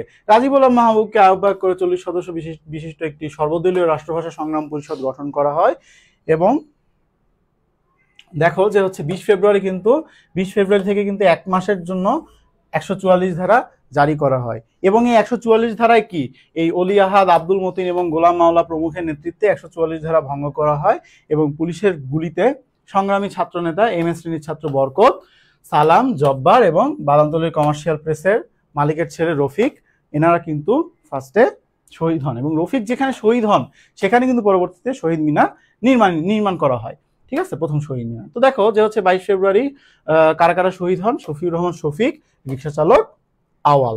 তো দেখো যে হচ্ছে 23 ফেব্রুয়ারি নির্মিত হয় আমাদের প্রথম শহীদ মিনার এবং 56 সালের সংবিধানে কিন্তু আমাদের এই রাষ্ট্রভাষাকে বাংলাকে রাষ্ট্রভাষা হিসেবে স্বীকৃতি দেওয়া হয়। আচ্ছা,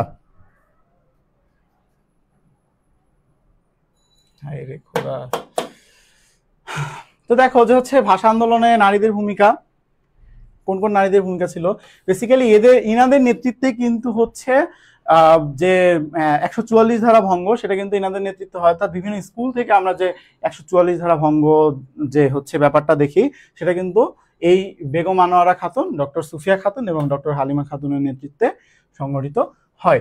তারপরে আরো অনেক নারীর অবদান আছে, বাট এই 3টা নাম তোমাদের জন্য মনে রাখা ইজি হবে দেখে ইনক্লুড করা। প্রথম শহীদ মিনার ঢামেক ছাত্রদের উদ্যোগে কলেজ হোস্টেলের 12 নং শেডের পূর্ব প্রান্তে 23 ফেব্রুয়ারি দিবাগত রাতে প্রথম শহীদ মিনার নির্মিত হয়। এটি সেই স্থানে নির্মাণ করা হয় যে স্থানে ভাষা সৈনিক রফিক উদ্দিন শাহাদাত বরণ করেছিলেন। 26 ফেব্রুয়ারি পুলিশ এবং সেনাবাহিনী শহীদ মিনারটি ভেঙে দেন। প্রথম গান আমার ভাইয়ের রক্তে রাঙানো, প্রথম কবিতা কাঁদতে আসিনি, ফাঁসির দাবি নিয়ে এসেছি। ঠিক আছে, প্রথম গানের সুরকার কে ছিল হচ্ছে সুরকার ছিল আলতাফ মাহমুদ এবং কথা ছিল হচ্ছে আব্দুল গাফফার চৌধুরী। প্রথম কবিতার রচয়িতা ছিলেন মাহবুবুল আলম চৌধুরী। ঠিক আছে, প্রথম গান, প্রথম কবিতা, এই জিনিসগুলো তোমরা একটু বেশি বেশি করে মনে রাখবা। এবং প্রথম শহীদ মিনার। তারপরে আসো বাংলা ভাষার আন্তর্জাতিকায়ন। বাংলা ভাষার আন্তর্জাতিকায়নের ক্ষেত্রে উদ্যোগ নেন হচ্ছে কানাডা প্রবাসী বাঙালি রফিকুল ইসলাম এবং হচ্ছে আব্দুল সালাম, এই দুজন কানাডা প্রবাসী উদ্যোগ নেন।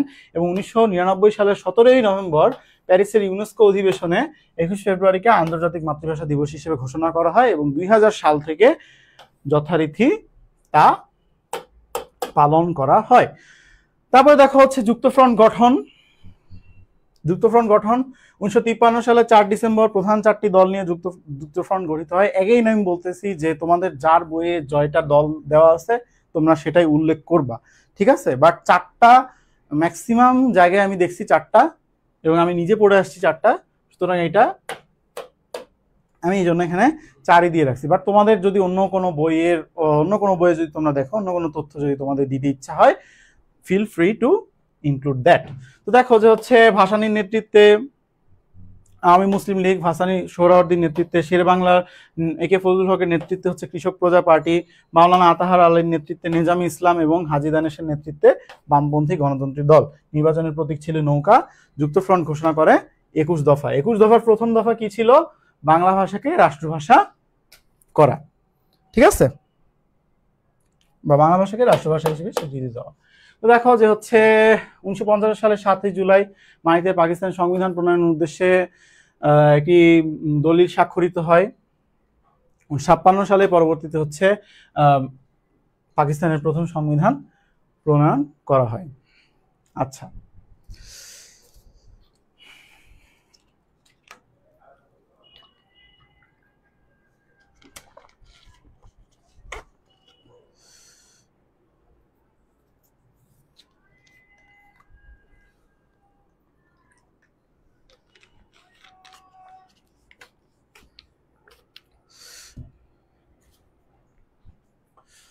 আচ্ছা ঠিক আছে।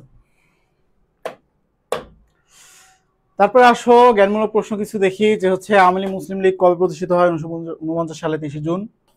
কত সালে যুক্তফ্রন্ট গঠিত হয়? 1953 সালে। উদাহরণমূলক প্রশ্ন দেখি যে কোন কোন দল নিয়ে যুক্তফ্রন্ট গঠিত হয়? 1944 সালের নির্বাচনের ফল কি হয়েছিল? ফলাফল কি হয়েছিল? যে যুক্তফ্রন্ট সংখ্যাগরিষ্ঠতা লাভ করেছিল। তারপরে দেখো যে হচ্ছে যুক্তফ্রন্টের নির্বাচনী ইস্তাহারের প্রথম দফা কোনটি? যেটা বললাম, বাংলাকে রাষ্ট্রভাষা করা। পাকিস্তান রাষ্ট্রের জন্ম হয় দ্বিজাতি তত্ত্বের ভিত্তিতে। গণপরিষদে ধীরেন্দ্রনাথ দত্ত কর্তৃক রাষ্ট্রভাষা হিসেবে বাংলা কি বিবেচনার দাবি গৃহীত না হওয়ার ফলে কি হয়? সমগ্র পূর্ব পাকিস্তানে ধর্মঘট পালিত হয়, যে বললাম। আচ্ছা, তারপর আসো ভাষা আন্দোলনের মাধ্যমে যার জন্ম হয়, ভাষা আন্দোলনের মাধ্যমে কিসের জন্ম হয়? বাঙালি জাতীয়তাবাদের জন্ম হয়। ভাষা আন্দোলনের সময় পূর্ব বাংলার মুখ্যমন্ত্রী কে ছিলেন? নুরুল আমিন, প্রথমেই পড়ালাম। তারপর হচ্ছে ভাষা শহীদ শফিউর রহমানের জন্মস্থান কোথায়? পশ্চিমবঙ্গের হুগলি।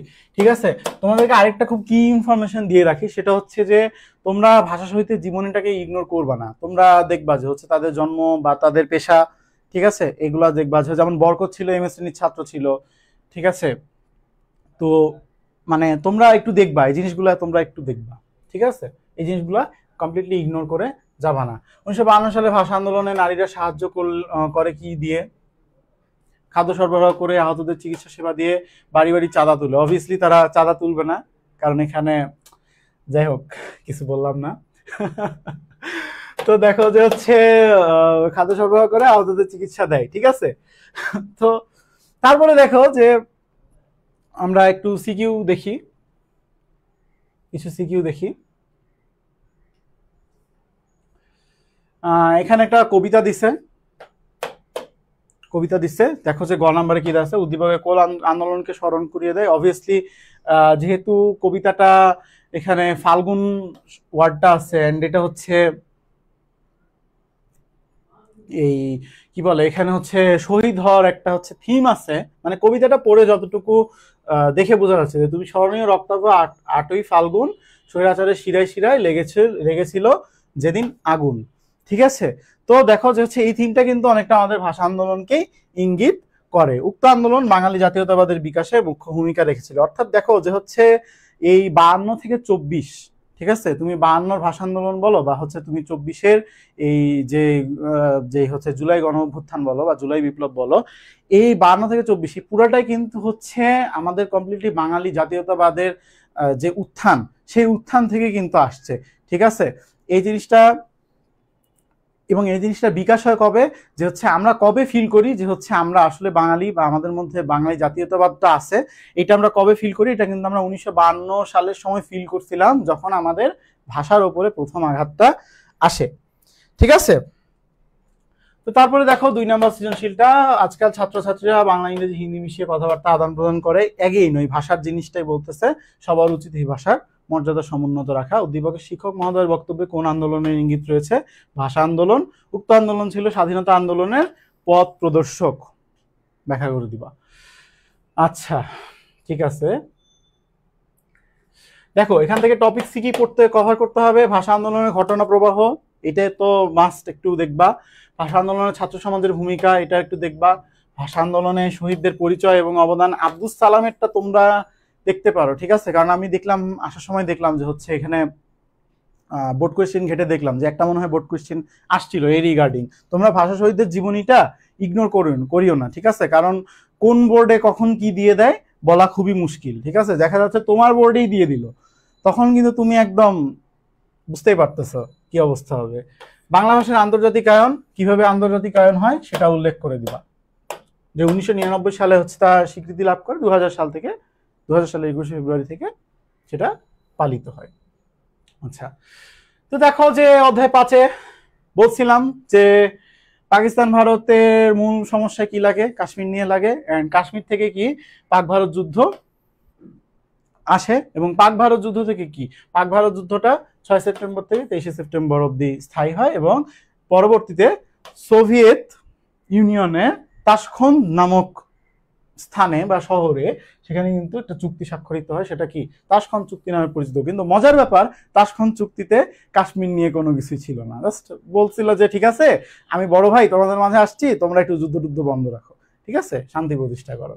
1966 সালে 10 জানুয়ারি তাশখন্দ চুক্তির মাধ্যমে এইটা কি সমাধান হয়। তো দেখো যে হচ্ছে তারপরে 6 দফা, 1966 সালের 5-6 ফেব্রুয়ারি বিরোধী দলীয় নেতৃবৃন্দ দেশের গণতন্ত্র পুনরুদ্ধারে লাহোরে একটা কনফারেন্স আহ্বান করে, সেখানেই হচ্ছে 6 দফা দাবি উত্থাপন হয়। তো 6 দফা দাবি উত্থাপন করে কে? শেখ মুজিবুর রহমান। এবং এই 6 দফা দাবি উত্থাপন করার পটভূমিটা এরকম ছিল, যেটা হচ্ছে যে দেখো যখন পাক ভারত যুদ্ধ হচ্ছিল তখন কিন্তু আমাদের যে বর্ডারটা, সেই বর্ডারটা কিন্তু অরক্ষিত থাকে, এবং এটা কিন্তু তখন একটা রাষ্ট্রের অংশ হিসেবে বা একটা রাষ্ট্রের প্রদেশ হিসেবে কিন্তু আমাদের জন্য ছিল একটা বড় কি বলবো নিরাপত্তাহীনতা। তো সেটাকেই কি করে শেখ মুজিবুর রহমান, সেটাকেই হচ্ছে তিনি ফোকাস দেন, এবং সেটাকেই তিনি হচ্ছে ট্রিগার করে পরবর্তীতে তিনি কি স্বায়ত্তশাসনের দাবি জানান। সেই 6 দফা থেকে প্রথম দফাটা কি ছিল দেখো, পার্লামেন্টারি সরকার এবং প্রাদেশিক স্বায়ত্তশাসন নিশ্চয়তা। তারপরে দ্বিতীয়টা ছিল কি দেশ রক্ষা এবং পররাষ্ট্র বিষয় বাদে বাকি সকল ক্ষমতা প্রদেশের হাতে থাকবে, অর্থাৎ প্রাদেশিক যে ক্ষমতাটা। তৃতীয় দফা কি ছিল, পৃথক মুদ্রা ব্যবস্থা এবং অর্থ পাচার রোধ, অর্থাৎ যে দুইটা প্রদেশের মুদ্রা আলাদা থাকবে, এক প্রদেশের মুদ্রা আরেক প্রদেশে পাচার হতে পারবে না, কর এবং শুল্ক ধার্য এবং আদায়ের ক্ষমতা, অর্থাৎ প্রদেশের একটা নির্দিষ্ট পরিমাণ পার্সেন্টেজ ফেডারেল রিজার্ভে জমা হবে, মানে মূল যে কেন্দ্রীয় রিজার্ভে, বাট প্রদেশের কি পূর্ণ ক্ষমতা থাকবে কর এবং শুল্ক নিজের ইচ্ছা মতো ধার্য করা এবং আদায় করা। এবং পরবর্তীতে পঞ্চম দফা কি বৈদেশিক বাণিজ্য সংক্রান্ত দফা, এবং ষষ্ঠ দফা কি আঞ্চলিক সেনাবাহিনী গঠন। ঠিক আছে, এগুলা তোমরা একটু মনে রাখবা। তো দেখো যে হচ্ছে 6 দফার গুরুত্ব কি কি দেখো, বাঙালির মুক্তি সনদ ছিল, স্বায়ত্তশাসনের দাবি এখানে ছিল, স্বাবলম্বী হওয়ার একটা আকাঙ্ক্ষা ছিল, গণতান্ত্রিক মূল্যবোধ জাগ্রত হওয়ার একটা ছিল, বৈষম্যের বিরুদ্ধে একটা প্রতিবাদ এসেছিল, তারপর হচ্ছে জাতীয়তাবাদের বিকাশ ঘটেছিল, এবং স্বাধীনতা আন্দোলনের বীজ কিন্তু 6 দফার মাধ্যমে বপন হয়েছিল। তারপরে দেখো আগরতলা মামলা, যে হচ্ছে 1958 খ্রিস্টাব্দে পাকিস্তানের স্বৈরশাসক আইয়ুব খান ক্ষমতা গ্রহণ করে তিনি হচ্ছে এখানে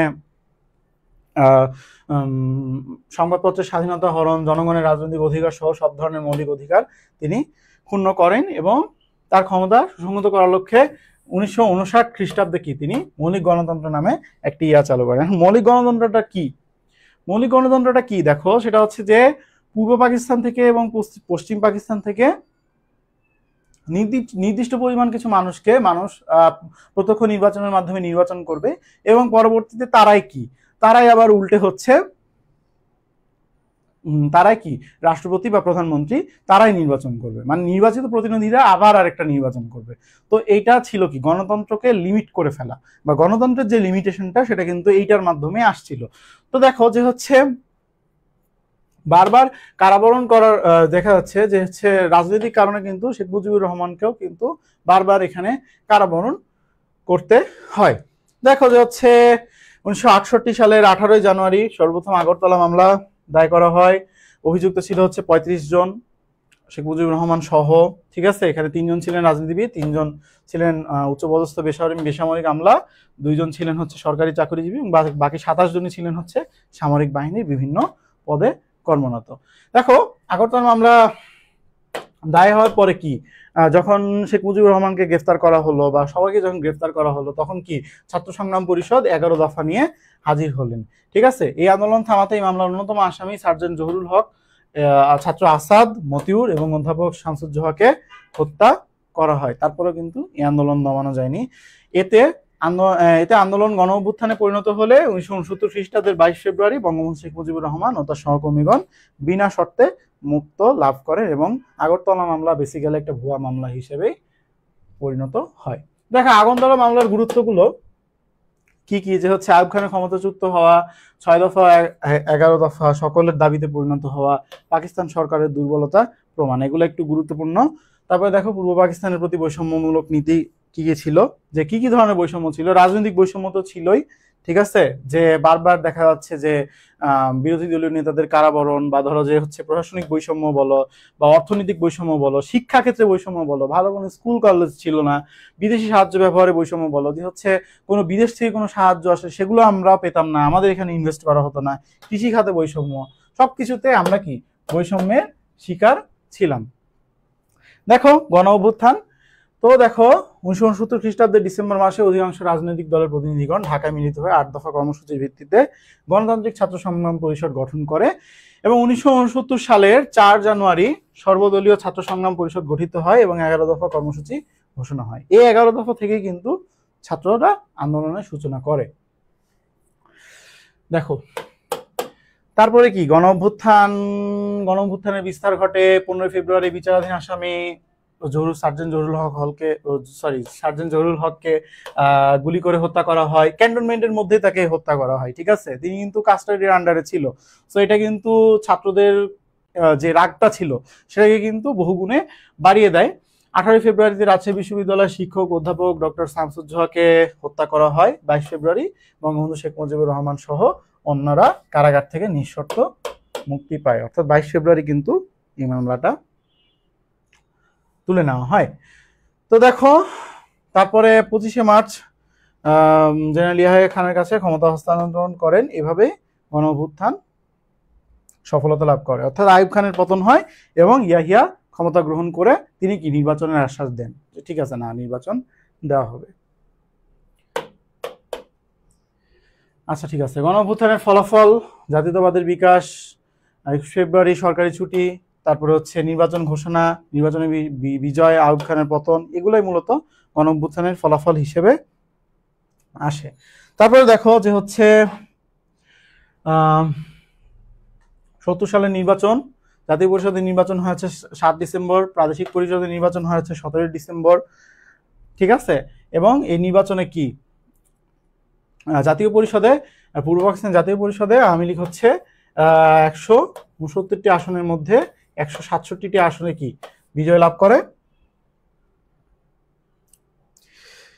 এবং 310 এবং হচ্ছে প্রাদেশিক পরিষদের মধ্যে 310টি আসনের মধ্যে 298টি আসনে বিজয় লাভ করে। ঠিক আছে, এগুলো একটু গুরুত্ব সহকারে দেখবা। আচ্ছা, তারপরে আসা 70 নির্বাচনের গুরুত্ব: বাঙালি জাতীয়তাবাদের বিজয়, আত্মপ্রতিষ্ঠা, স্বায়ত্তশাসনের সুযোগ সৃষ্টি, সংগ্রামী চেতনা জাগরণ। ঠিক আছে, এবং বাঙালি জাতীয়তাবাদের বা বাংলা স্বাধীন বাংলাদেশের অভ্যুদয় অর্থাৎ ৭০-এর নির্বাচনটা কি আমাদেরকে মোটিভেট করছিল। ঠিক আছে, তো দেখো তারপর হচ্ছে ৭ই মার্চের ভাষণ। দেখো ৩ মার্চ গণপরিষদের অধিবেশন অনির্দিষ্টকালের জন্য স্থগিত করা হলে পরবর্তীতে হচ্ছে কি ৭ই মার্চে কি শেখ মুজিবুর রহমান তিনি হচ্ছে ভাষণ দেন এবং ভাষণে তিনি 4টা পয়েন্ট উল্লেখ করেন যে অবিলম্বে সামরিক আইন প্রত্যাহার করতে হবে, সেনাবাহিনীকে ব্যারাকে ফেরত নিতে হবে, সেনাবাহিনী কর্তৃক হত্যাকাণ্ডের তদন্তপূর্বক বিচার করতে হবে এবং নির্বাচিত জনপ্রতিনিধিদের নিকট ক্ষমতা হস্তান্তর করতে হবে। 15ই মার্চ ইয়াহিয়া খান এবং 22শে মার্চ ভুট্টো ঢাকায় আসে। 16ই মার্চ থেকে আলোচনা চলে, দেখা যাচ্ছে কিন্তু আলোচনা ফলপ্রসূ হয় না। 19 মার্চ হচ্ছে পাকিস্তানি সেনারা যখন হত্যাযজ্ঞ চালালো জয়দেবপুরে, তখন তারপর থেকে কিন্তু আলোচনা মানে ফলপ্রসূ হয়নি। 23 মার্চ পাকিস্তানের প্রজাতন্ত্র দিবসে পূর্ব পাকিস্তানের ঘরে ঘরে পাকিস্তানের পতাকার বদলে বাংলাদেশের জাতীয় পতাকা উত্তোলন করা হয় এবং 25শে মার্চ অপারেশন সার্চলাইটের মাধ্যমে নিরস্ত্র বাঙালির ওপর আক্রমণ চালানোর নির্দেশ দিয়ে ইয়াহিয়া খান কি ঢাকা ত্যাগ করেন। ঠিক আছে, পরবর্তী চ্যাপ্টারে আমরা এটার বিস্তারিত যাব। তো দেখো যে হচ্ছে জ্ঞানমূলক প্রশ্ন, কত সালে সামরিক শাসন জারি করা হয়, কোন কর্মসূচিকে বাঙালির ম্যাগনা কার্টা বলা হয়, 6 দফা, মৌলিক গণতন্ত্রের প্রবক্তাকে, আইয়ুব খান, মৌলিক গণতন্ত্র কি সেটাও বললাম। তারপরে দেখো যে হচ্ছে 6 দফা বাঙালির মুক্তি সনদ, এটাও ব্যাখ্যা করো। আগরতলা মামলা সম্পর্কে কি জানো ব্যাখ্যা করো। মূলত এইগুলাই মোটামুটি কম বেশি একটু আসে। পাকিস্তানের রাজধানী করাচি থেকে কোথায় স্থানান্তরিত করা হয়, ইসলামাবাদে। 6 দফা দাবি কোথায় উত্থাপিত হয়, লাহোরে উত্থাপিত হয়। শেখ মুজিবুর রহমান কেন পূর্ব বাংলায় সাহিত্য শাসনের দাবিতে আন্দোলন গড়ে তোলেন। ঠিক আছে, 6 দফা দাবি আদায়ের জন্য কতজনকে আগরতলা মামলার আসামি করা হয়, 35 জন। মূলত এই টাইপের এমসিকিউ গুলাই কিন্তু পরীক্ষার হলে বেশি বেশি আসবে। তো চলো আমরা সৃজনশীল প্রশ্ন কিছু দেখি। সৃজনশীল প্রশ্নের মধ্যে রনির দেশের 2টি অঞ্চলের মধ্যে সে পূর্বাঞ্চলে বাস করে, দেশটির রাজধানী পশ্চিমাঞ্চলে অবস্থিত। রনির অঞ্চলে সকল আয় পশ্চিমাঞ্চলে চলে যায়, অর্থাৎ বৈষম্যটা, এবং দেশটির কেন্দ্রীয় ব্যাংক সহ সকল বীমা বাণিজ্যিক প্রতিষ্ঠানের সদর দপ্তর ছিল পশ্চিম অঞ্চলে। ফলে রনি অঞ্চলে কখনো বড় কোনো শিল্প কারখানা গড়ে ওঠেনি। অর্থাৎ এখানে যে পূর্ব বাংলার প্রতি যে হচ্ছে বা পূর্ব পাকিস্তানের প্রতি যে হচ্ছে পশ্চিম পাকিস্তানের যে বৈষম্য, সেই চিত্রটা কিন্তু এখানে ফুটে উঠেছে। গ নাম্বার, দুই দেশের অঞ্চলের বৈষম্য পঠিত বইয়ের কোন বিষয়টিকে ইঙ্গিত করে বলে দিবা। তুমি কি মনে করো উক্ত বৈষম্য বাঙালি স্বাধিকার আন্দোলনের একমাত্র কারণ, উল্লেখ করে দিবা। ঠিক আছে,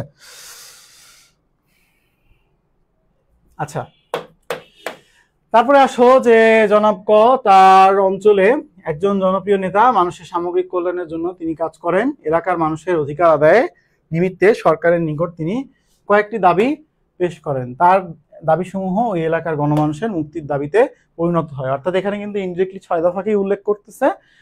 দেখো পাঠ্যবের কোন ঘটনার মিল রয়েছে ব্যাখ্যা করো। উক্ত দাবিসমূহ ওই অঞ্চলের মানুষের সার্বিক মুক্তির রূপরেখা। তোমার মতামত দাও। ঠিক আছে, তো দেখো এই অধ্যায় থেকে কোন কোন টপিকগুলো একটু পড়বা। দেখো অ্যাজ ইউজুয়াল তোমাকে আমি যেটা বললাম সেটা হচ্ছে যে বর্তমানে রাজনৈতিক প্রেক্ষাপট বা রাজনৈতিক কনটেক্সট যাই থাকুক, তোমাদের ম্যাক্সিমাম সিলেবাস যেহেতু মানে ফার্স্ট পেপারের ম্যাক্সিমাম সিলেবাস যেহেতু এই টপিকটা কভার করে, সুতরাং তোমরা এইটা বাদ দিবা না। ঠিক আছে, এইটা বাদ দেওয়া খুবই ভুল হবে। তোমরা সব পড়বা। ঠিক আছে, প্রত্যেকটা বোর্ডে এক এক বোর্ডে এক এক রকম প্রশ্ন আসে। ঠিক আছে, যখন আমি বোর্ড প্রশ্ন দেখলাম তখন কিন্তু আমি দেখলাম যে হচ্ছে প্রত্যেকটা বোর্ডেই প্রায় যে যেমন ধরো 6 দফার গুরুত্ব, ঐতিহাসিক আগরতলা মামলার যে ব্যাপারটা, ঠিক আছে সেইটা, তারপরে ধরো যে হচ্ছে 70-এর নির্বাচন। ঠিক আছে, 70-এর নির্বাচনে মানে আইয়ুব খান সরে গেল, ইয়াহিয়া খান আসলো, তারপরে 70-এর যে নির্বাচন হলো সেখানে হচ্ছে আওয়ামী লীগের বিজয়, বা ধরো হচ্ছে 7ই মার্চে যে হচ্ছে ভাষণ, সেই ভাষণের যে পয়েন্টগুলো তোমাকে বললাম যে মূল যে 4টা পয়েন্ট, ঠিক আছে, সেই পয়েন্টগুলো তোমরা যদি একটু ভালো করে স্টাডি করো তোমরা পরীক্ষার খাতায় ইজিলি লিখে আসতে পারবা। তো দেখো আমরা একদম আমাদের আর 2টা অধ্যায় আছে, 2টা অধ্যায় আমি শেষ করব তাড়াতাড়ি, চেষ্টা করে দেওয়ার মানে শেষ করব আর কি, চেষ্টা করব তাড়াতাড়ি শেষ করে দেওয়ার। তো দেখো যে হচ্ছে মুজিবিয়াহিয়া বৈঠক 16, 17 এবং 22 মার্চ তারা যথাক্রমে বৈঠক করে, যেটা একটু আগে আমরা দেখলাম। তো দেখো যে হচ্ছে 23শে মার্চ ছাত্র সংগ্রাম পরিষদ ঢাকায় বাংলাদেশের পতাকা ওড়ায়। এই অবস্থায় সব প্রস্তুতি সম্পন্ন করে 25শে মার্চ রাতকে গণহত্যার জন্য বেছে নেওয়া হয় এবং মেজর জেনারেল রাও ফরমান আলীকে কিন্তু ঢাকা শহরের দায়িত্ব দেওয়া হয়। অর্থাৎ ঢাকা শহরের দায়িত্ব কে পাইছিল? মেজর জেনারেল রাও ফরমান আলী, তিনি কিন্তু ঢাকা শহরের দায়িত্ব পাইছিল। এবং ঢাকার বাইরের দায়িত্ব কে পাইছিল? খাদিম হোসেন রাজা, যেটা আমরা সামনে পড়বো, তোমাদেরকে আমি দেখাবো। দেখো যে 26শে মার্চের স্বাধীনতার ঘোষণায় দেখো যে হচ্ছে ওয়্যারলেসের মাধ্যমে বঙ্গবন্ধু স্বাধীনতা ঘোষণা তিনি দিয়েছিলেন এবং বঙ্গবন্ধুর পক্ষ থেকে সেটা কি এম এ হান্নান তিনি কি করেন? তিনি সেটা অনুবাদ করেন এবং তিনি কি সেটা আমাদের যে হচ্ছে স্বাধীন বাংলা বেতার কেন্দ্র ছিল সেখান থেকে কিন্তু তিনি দুপুরে এবং সন্ধ্যায় তিনি প্রচার করেন। এবং 27শে মার্চে কি বঙ্গবন্ধু শেখ মুজিবুর রহমানের পক্ষ থেকে তৎকালীন মেজর জিয়াউর রহমান কালুরঘাটে স্বাধীন বাংলা বেতার কেন্দ্র থেকে পুনরায় স্বাধীনতার ঘোষণাটি পাঠ করেন। স্বাধীনতার ঘোষণা বর্তমানে দেখা যাচ্ছে একটা কন্ট্রোভার্সিয়াল টপিক হইলেও তোমাদেরকে আমি বলবো যে হচ্ছে যদি এই রিগার্ডিং কোনো কোয়েশ্চেন চলে আসে তোমরা একটু টেকনিক্যালি অ্যান্সার করবা, তোমাদেরকে আমি যেভাবে দেখালাম। তো তারপরে দেখো সেটা হচ্ছে যে আর ইতিহাস সম্পর্কে একটা কথা বলি, সেটা হচ্ছে যে ইতিহাস লেখে বিজয়ীরা, ঠিক আছে? সময় এই জিনিসটা মাথায় রাখবা, ইতিহাস লেখে বিজয়ীরা, যারা হেরে যায় তারা কখনো ইতিহাস লিখতে পারে না, ঠিক আছে? তুমি যে কোনো জায়গায় ওয়ার্ল্ডে তুমি যে কোনো ইতিহাস দেখো, যে কোনো ইয়াতে দেখো, তুমি কখনোই যে একদম লেজিট যে ইনফরমেশন, তুমি যদি লেজিট ইনফরমেশনে যদি তুমি মানে একদম যদি তুমি খড়ের গাদায় সূচো খুঁজার মতো এটা ব্যাপার, ঠিক আছে? লেজিট ইনফরমেশন তুমি কোথাও তুমি পাবা না। বাট আমরা যেটা করতে পারি সেটা হচ্ছে যে আমরা রিসার্চ করতে পারি, আমরা বেশি বেশি বই পড়তে পারি, অনেক কিছু জানতে পারি। তুমি যত বেশি বই পড়বা তুমি এগুলা জিনিস আর তত বেশি ভালোভাবে জানবা, বা ইতিহাস সম্পর্কে তুমি তত ভালো জানবা। সো কোনো জিনিস নিয়ে আসলে কন্ট্রোভার্সি করারও কিছু নাই, জাস্ট পড়ার জন্য পড়া, পরীক্ষার খাতায় লিখে দেওয়ার জন্য লিখে আসা, ঠিক আছে? তো দেখো যে হচ্ছে গণহত্যা, তো পাকিস্তান সেনাবাহিনীর যে গণহত্যা তারা অপারেশন সার্চলাইটের আওতায় যে হচ্ছে ঢাকার বাইরের যে নেতৃত্ব দেন তিনি হচ্ছে খাদিম হোসেন রাজা, মেজর জেনারেল খাদিম হোসেন রাজা। এবং ফার্স্টেই কিন্তু তারা কি প্রথমে কি পিলখানা, ইপিআর এবং হেডকোয়ার্টার এবং রাজারবাগ পুলিশ লাইনে নিয়ন্ত্রণ ভার তারা নিয়ে ফেলে। এবং প্রথম অ্যাটাকটা হয় কিন্তু ফার্ম গেটে, ঠিক আছে? ফার্ম গেটে মিছিলরত ছাত্র জনতার ওপরে। এটা কিন্তু একটু ইম্পর্টেন্ট, এটা কিন্তু মাঝে মধ্যে এমসিকিউতে দিয়ে দিতে পারে। প্রথম অ্যাটাকটা কিন্তু আসে ফার্ম গেটের ওপরে, ঠিক আছে? তারপরে দেখো 25শে মার্চ রাত 11:30টার দিকে ভারী অস্ত্রশস্ত্র সজ্জিত হয়ে তারা হচ্ছে বেরিয়ে পড়ে, ঠিক আছে? এবং তারা অ্যাজ ইউজুয়াল তাদের যে হত্যাযজ্ঞ সেটা চালায়। তো দেখো যে হচ্ছে ঢাকা বিশ্ববিদ্যালয়ের হলগুলোতে তারা আক্রমণ করে, রাজারবাগ পুলিশ লাইন সেটা তো বললাম, পিলখানায় তারা আক্রমণ করে, ঠিক আছে? এবং অধ্যাপক গোবিন্দচন্দ্র দেব, তারপর হচ্ছে ডক্টর মুনিরুজ্জামান, অধ্যাপক ডক্টর জ্যোতির্ময় গুহ ঠাকুরতাকে নির্মমভাবে হত্যা করা হয়। রোকেয়া হলে ছাত্রীদের উপর নির্মম পাশবিক নির্যাতন চালিয়ে হত্যা করা হয়। এবং শুধু ঢাকা বিশ্ববিদ্যালয়ে 10 জন শিক্ষক সহ 300 জন ছাত্রছাত্রী এবং কর্মকর্তা নিহত হয়। এখন দেখো তোমাকে আমি আরেকটা তোমাকে একটু পড়াশোনার বাইরে একটা কথা বলি, সেটা হচ্ছে যে এই যে নাম্বারসগুলো দেখতেছো, ঠিক আছে? নাম্বারসগুলো নিয়েও অনেক ধরনের অনেক কন্ট্রোভার্সি পাবা। বাট তোমরা যদি একটু বই পড়ো, তোমরা যদি একটু রিসার্চ করো, দেখো তোমাকে আমি একটা সিঙ্গেল, সাপোজ আমাদের ঢাকা বিশ্ববিদ্যালয় সাপোজ একটা সিঙ্গেল হল, তখন ছিল রোকেয়া হল ধরা হচ্ছে মিনিমাম আমি ধরলাম 150 ছাত্রী আছে, ঠিক আছে? এখন পাকিস্তানি সেনাবাহিনী যখন আক্রমণ করবে তখন কিন্তু সেই 150 ছাত্রীকেই আক্রমণ করবে, বা দেখা যাচ্ছে সেই 150-200 যাই থাক, what ever the number is, ঠিক আছে? তুমি দেখো যে হচ্ছে একটা মাত্র হলেই যদি 150 ছাত্রছাত্রী থাকে, সারা দেশের কথা তো বাদই দিলাম। এখন যদি নতুন কেউ এসে যদি বলে যে হচ্ছে হ্যাঁ তারা তো কোনো নির্যাতনই করে নাই, তারা তো আমাদেরকে কিছুই করে নাই, ঠিক আছে, আমরা তো খুবই ভালো ছিলাম, হ্যাঁ তারা মাত্র কি আমি শুনছি সংখ্যা শুনছি মাত্র দুইজন ওর উপর তারা পাশবিক নির্যাতন করছে। ভাই এগুলা বিলিভ করবা না, নিজে বই পড়বা, নিজে জানবা, নিজে শিখবা, ঠিক আছে? তুমি যখন নিজে বই পড়বা, তুমি যখন নিজে রিসার্চ করবা, তুমি এই রিগার্ডিং অনেক ইনফরমেশন তুমি পাবা, ঠিক আছে?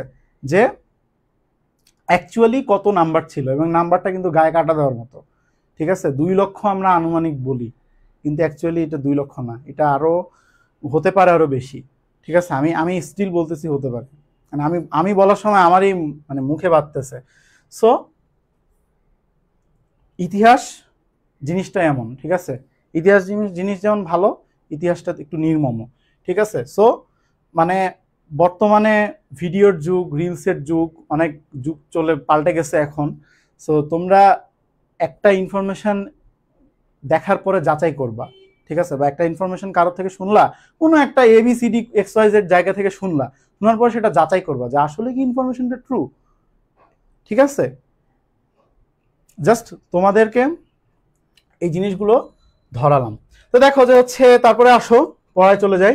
তো দেখো হচ্ছে ঢাকায় প্রায় 7 থেকে 8 হাজার লোক হচ্ছে নিহত হয়, এবং বাঙালি জনতার প্রতিরোধ যুদ্ধ এরপরে হচ্ছে শুরু হয় 26শে মার্চ থেকে 4 এপ্রিলের মধ্যেই হচ্ছে দেশের বিভিন্ন জায়গায় সশস্ত্র প্রতিরোধ গড়ে তোলে। এবং এখানে হচ্ছে কমান্ড্যান্ট মানিক চৌধুরী, অবসরপ্রাপ্ত কর্মকর্তা আব্দুর রব, কর্নেল আব্দুর রব, সিআর দত্ত প্রমুখের নেতৃত্বে সশস্ত্র প্রতিরোধ গড়ে ওঠে। সিআর দত্ত কিন্তু মেবি সেক্টর কমান্ডারও তিনি ছিলেন, আমার যতদূর মনে পড়ে। আচ্ছা, তারপরে আসো যে হচ্ছে তারা যে হচ্ছে আমাদের বিভিন্ন জায়গাগুলোকে তারা দখল করে নেয়, এবং হচ্ছে তারা দেখা যাচ্ছে স্কুল কলেজগুলোকে তারা তাদের ক্যাম্প হিসেবে ব্যবহার করত। এই সময় বাংলাদেশের যেসব নেতা ভারতে আশ্রয় গ্রহণ করে মুক্তিযুদ্ধকে সাংগঠনিক রূপ দেওয়ার পরিকল্পনা করেন, তাদের মধ্যে তাজউদ্দিন আহমেদ, সৈয়দ নজরুল ইসলাম, এইচ.এম. কামরুজ্জামান, মিজানুর রহমান চৌধুরী, ক্যাপ্টেন মনসুর আলী, শেখ ফজলুল হক মনি, তোফায়েল আহমেদ ছিলেন অন্যতম, ঠিক আছে। তো মুক্তিযুদ্ধে গতিময় করার জন্য নেতৃবৃন্দ ভারত সরকারের নিকট, মন্ত্রণালয়ের নিকট সাহায্যের আবেদন করেন, ঠিক আছে। এখানে কিন্তু মুজিবনগর সরকারের একটা ইয়া চলে আসে। এখন দেখো যে হচ্ছে মুজিবনগর সরকার গঠনের পটভূমিটা তোমাকে বলি, যে হচ্ছে যখন ওনারা যখন গেলেন, যে হচ্ছে আমরা এরকম বিপদে পড়ছি আমাদের দেশ নিয়ে, ওনারাই কিন্তু ফার্স্টে, মানে এটা ইন্দিরা গান্ধী তিনি নিজেই পরামর্শ দেন যে হচ্ছে তোমরা তোমাদের দাবিটা যে বাইরে অফিসিয়ালি জানাবা, তোমাদের কি কোনো সরকার আছে না, আগে সরকার গঠন করতে হবে। ফার্স্ট কাজ ছিল কি, সরকার গঠন করা। কারণ আমি যখন সরকার গঠন করব, যে ঠিক আছে আমরা প্রবাসী বাংলাদেশ সরকার, সাপোজ আমি অন্য কোনো একটা দেশের কাছ থেকে দাবি নিয়ে গেছি যে ঠিক আছে আমি প্রবাসী বাঙালি সরকার, আমি কি আমাদের এই যে এই দেশের এই সমস্যা, দেশে যুদ্ধ চলতেছে, আমরা আপনাদের কাছে সাহায্যের জন্য আসছি। এইটা কিন্তু প্রবাসী সরকার গঠন ছিল কি কূটনৈতিক বড় একটা সাফল্য ছিল, ঠিক আছে। 1971 সালে 10 এপ্রিল প্রবাসী সরকার গঠন করা হয়। আমাদের যে মুজিবনগর সরকার যেটাকে আমরা বলি, এটা গঠন করা হয় 10 এপ্রিল, শপথ পাঠ করা হয় হচ্ছে 17 এপ্রিল। কুষ্টিয়া জেলার, এটা একটু মনে রাখবা, মেহেরপুর মহকুমার বৈদ্যনাথ তলার অম্রকাননে।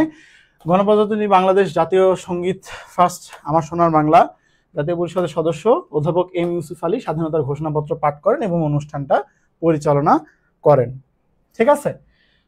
তো দেখো যে হচ্ছে মুজিবনগর সরকার গঠনে কারা কারা ছিল। তো দেখো এখানে গঠনের ক্ষেত্রে একটা জিনিস নিয়ে যেখানে একটু কনফিউশন বাজে, সেটা হচ্ছে যে পদাধিকার বলে সশস্ত্র বাহিনী এবং মুক্তিযুদ্ধের সর্বাধিনায়ক এটা ছিলেন কে, এটা ছিল কিন্তু রাষ্ট্রপতি, ঠিক আছে। অ্যাকচুয়ালি রাষ্ট্রপতি ছিল, বাট তখন যেহেতু রাষ্ট্রপতি জেলে ছিল বা দেখা যাচ্ছে পশ্চিম পাকিস্তানের কারাগারে ছিল, সেহেতু সেটা ছিল কি উপরাষ্ট্রপতি, ঠিক আছে। তোমাকে যদি নর্মালি কোয়েশ্চেন করা হয় যে হচ্ছে পদাধিকার বলে সশস্ত্র বাহিনীর মুক্তিযুদ্ধের সর্বাধিনায়ক ওয়ার্ডটা দেখবা, খেয়াল করবা।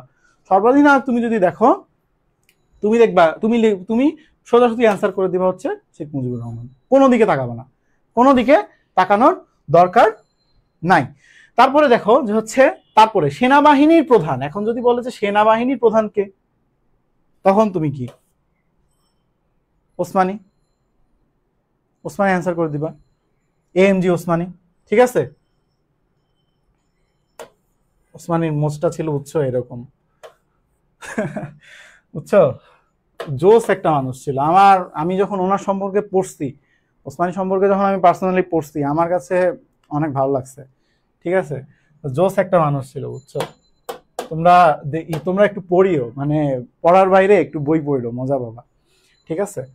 তো দেখো যে হচ্ছে এই ছিল মোটামুটি গঠন। প্রধানমন্ত্রী ছিলেন তাজউদ্দিন আহমেদ, অর্থমন্ত্রী ছিলেন মনসুর আলী, পররাষ্ট্র আইন এবং সংসদ বিষয়ক মন্ত্রী ছিলেন হচ্ছে খন্দকার মোস্তাক, চিনো সবাই ওনাকে, কিছু বলার নাই, ঠিক আছে। আসলে ইতিহাসে সবচেয়ে বড় ইয়ে কি জানো, যে কাছের মানুষরাই বিট্রে করে, এটাই ইতিহাসের শিক্ষা, বাট ইতিহাস থেকে কেউ শিখে না, ঠিক আছে? তো তুমি দেখবা যে তোমার লাইফে তোমার কাছের মানুষটাই তোমাকে বিট্রে করবে, তখন তুমি তোমার তোমার কাছে অসহায় লাগবে, তুমি তখন কোনো পথ খুঁজে পাবে না, ঠিক আছে? বিট্রে সবসময় কাছের মানুষদের থেকে আসে ভাই। যারা দূরের শত্রু তাদের থেকে অ্যাটলিস্ট সেফ থাকা যায়, যে না ওই শত্রুগুলো আমার দূরের, ওদের থেকে আমি একটু নিরাপদ থাকতে পারবো। কিন্তু তোমার কাছের মানুষটাই দেখবা যে কোনো না কোনোভাবে তোমার ক্ষতির কারণ হয়ে দাঁড়াবে। সুতরাং বি কেয়ারফুল। যাই হোক, আচ্ছা আর বেশি সময় নিব না। তো দেখো যে হচ্ছে এমসিকিউ গুলো একটু আমরা দেখি যে হচ্ছে পাকিস্তানি সেনাবাহিনী প্রথম কোথায় আক্রমণ চালায়? ফার্মগেট এলাকায়, ঠিক আছে? এটা বলছিলাম, মনে আছে কিনা? তারপরে হচ্ছে অপারেশন সার্চলাইট বলতে কি বুঝো? মুক্তিযুদ্ধের শুরুতে পাকিস্তানি বাহিনীর হত্যাকাণ্ড। তারপরে আজ হতে বাংলাদেশ স্বাধীন, এই কথা দ্বারা তিনি কি প্রকাশ করেন? বাংলাদেশের স্বাধীনতা। সার্জেন্ট জহুরুল হক কোন বাহিনীতে ছিলেন? বিমান বাহিনীর তিনি ছিলেন। তারপর হচ্ছে বীরশ্রেষ্ঠ উপাধি দেওয়া হয় 7 জনকে। মুক্তিযুদ্ধের সময় পাক বাহিনীর দ্বারা বাঙালির ওপর অত্যাচার চালানো নির্যাতন ঘটনা বহির্বিশ্বে বসিয়ে প্রকাশিত হয় পত্রপত্রিকার মাধ্যমে, বেতারের মাধ্যমে, টেলিভিশনের মাধ্যমে। তখন যেহেতু টেলিভিশনের প্রচলন অতটা ছিল না, তুমি যদি এটা অ্যান্সার সঠিকটা নাও জানো, কমন সেন্স ইউজ করে তুমি 1 আর 2 অ্যান্সার দাগায় দিতে পারবা। পাকিস্তানি হানাদার বাহিনীর বিরুদ্ধে লড়াই করে ইপিআর আনসার আলবদর। আলবদর বাদে বাকি 2 জনই লড়াই করে। তারপরে দেখো যে হচ্ছে উদ্দীপকটি পড়ো এবং 9 নম্বর প্রশ্নের উত্তর দাও। ঘানার মুক্তিকামী জনগণ কাওয়ামে নকুমার নেতৃত্বে স্বাধীনতার জন্য আন্দোলন করেছিল। এটা কে ছিল? আমাদের শেখ মুজিবুর রহমান ছিল। তারপরে দেখো যে প্রেসিডেন্ট আব্রাহাম লিঙ্কন গেটিসবার্গে এক বিখ্যাত বক্তৃতা দেন। বক্তৃতা মানে কি? 6 দফার ভাষণ। আর 6 দফার ভাষণ মানে কি? শেখ মুজিবুর রহমানের কথাই উল্লেখ করা হয়েছে এখানে। আচ্ছা, তারপরে কিছু সৃজনশীলে দেখি যে হচ্ছে খ্রিস্টাব্দের মে মাসে ইসরায়েলি সামরিক বাহিনী আকস্মিকভাবে ফিলিস্তিনের গাজা উপত্যকায় হামলা চালায়। এই হামলায় স্বাধীনতাকামী হাজার হাজার নিরস্ত্র অসহায় ফিলিস্তিনি নারী শিশু নির্মমভাবে নিহত হয়। তো দেখো যে ঘটনার সাথে তোমার পাঠ্যবইয়ের কোন ঘটনার সাদৃশ্য রয়েছে? অবশ্যই পাকিস্তান সেনাবাহিনীর গণহত্যা। উক্ত ঘটনা ছিল বাঙালির ইতিহাসে এক বেদনাদায়ক অধ্যায়, ব্যাখ্যা বিশ্লেষণ করে দিবা। তারপরে দেখো যে হচ্ছে ক খ বাবার সাথে রাজা রায়ের বাজার বদ্ধভূমি স্মৃতিসৌধে ঘুরতে যায়। এখানেও দেখো কিন্তু গণহত্যার বিষয়টা চলে আসতেছে, যে হচ্ছে দেখা যাচ্ছে পাক বাহিনীর বর্বরতা, বিজয়ের উষালগ্নে পাকিস্তানি হানাদার বাহিনীর দোসর রাজাকার আলবদর আল শামস বাহিনীর কর্তৃক দেশের বুদ্ধিজীবীদের হত্যাকাণ্ডের কাহিনী শুনে তারা ভীষণভাবে বিচলিত এবং মর্মাহত হয়। অর্থাৎ দেখো যে হচ্ছে তুমি যে হচ্ছে এখানে কিন্তু গণহত্যার বিষয়টাকে বারবার পোট্রে করা হচ্ছে। মুক্তিযুদ্ধকালীন সময়ে পাকিস্তানি হানাদার বাহিনীর নিষ্ঠুরতা এবং বর্বরতা ব্যাখ্যা করো। ওই যে তোমাকে যে ইয়েগুলো বললাম যে হচ্ছে তারা ফার্স্টে হচ্ছে রাজারবাগ, তারপরে হচ্ছে পিলখানা, এগুলো তারা হচ্ছে দখলে নিয়ে নেয়। তারপরে হচ্ছে ঢাকা বিশ্ববিদ্যালয়ের যে তারা আক্রমণ করে, ঢাকা বিশ্ববিদ্যালয়ের প্রতি অবশ্যই ক্ষোভ ছিল তাদের, কারণ সকল আন্দোলনের কেন্দ্রবিন্দুই ছিল হচ্ছে ঢাকা বিশ্ববিদ্যালয়, ঠিক আছে? সো নেতৃত্বটা যেহেতু ওখান থেকে আসতো, ওইটা তাদের একটা ক্ষোভের পয়েন্ট ছিল। তো তুমি সেখানেও কিছু স্ট্যাটিস্টিক্স উল্লেখ করবা এবং পুরো ঢাকায় যে হচ্ছে 7 থেকে 8 হাজার মানুষ নিহত হয় এটাও তুমি উল্লেখ করতে পারো তোমার সুবিধার্থে। যত বেশি তথ্য দিবা টিচার তোমার খাতাটাকে কি ততই ভালো চোখে দেখবে। সুজন ভাইয়ের সাথে মহানগর নাট্য থিয়েটারে নাটক দেখতে যায়। নাটকের কাহিনীতে দেখা যায় একটি দেশের গভীর রাতে ঘুমন্ত জনগণের ওপর। Same thing. উদ্দীপকে সুজনের দেখা নাটকের কাহিনীতে পঠিত বইয়ের কোন ঘটনার প্রতিফলন দেখা যায়? ব্যাখ্যা করো। উক্ত ঘটনার প্রেক্ষিতে বাঙালির বিভিন্ন স্থানে সশস্ত্র প্রতিরোধ গড়ে ওঠে। অর্থাৎ 26শে মার্চ থেকে যে 4 এপ্রিল এর মধ্যে কিন্তু সশস্ত্র প্রতিরোধ গড়ে উঠতে থাকে, ঠিক আছে? এটা উল্লেখ করে দিবা। তারপরে আসো টপিকস কি এই অধ্যায় থেকে? পাকিস্তান সেনাবাহিনীর গণহত্যা, এটা তো মাস্ট পড়তেই হবে। প্রতিরোধ যুদ্ধটা কিভাবে শুরু হয়, সূচনাটা কিভাবে হয়। তারপর হচ্ছে মুজিবনগর সরকার, এটা পড়বা। এখানে ম্যাক্সিমাম ক্ষেত্রে দেখা যাচ্ছে যে মুজিবনগর সরকারটাকে একটু প্রায়োরিটি দেওয়া হয় কোয়েশ্চেনের ক্ষেত্রে, বাট তোমরা বাকি টপিকগুলো একটু দেখবা। These are the important ones. আচ্ছা, ওকে।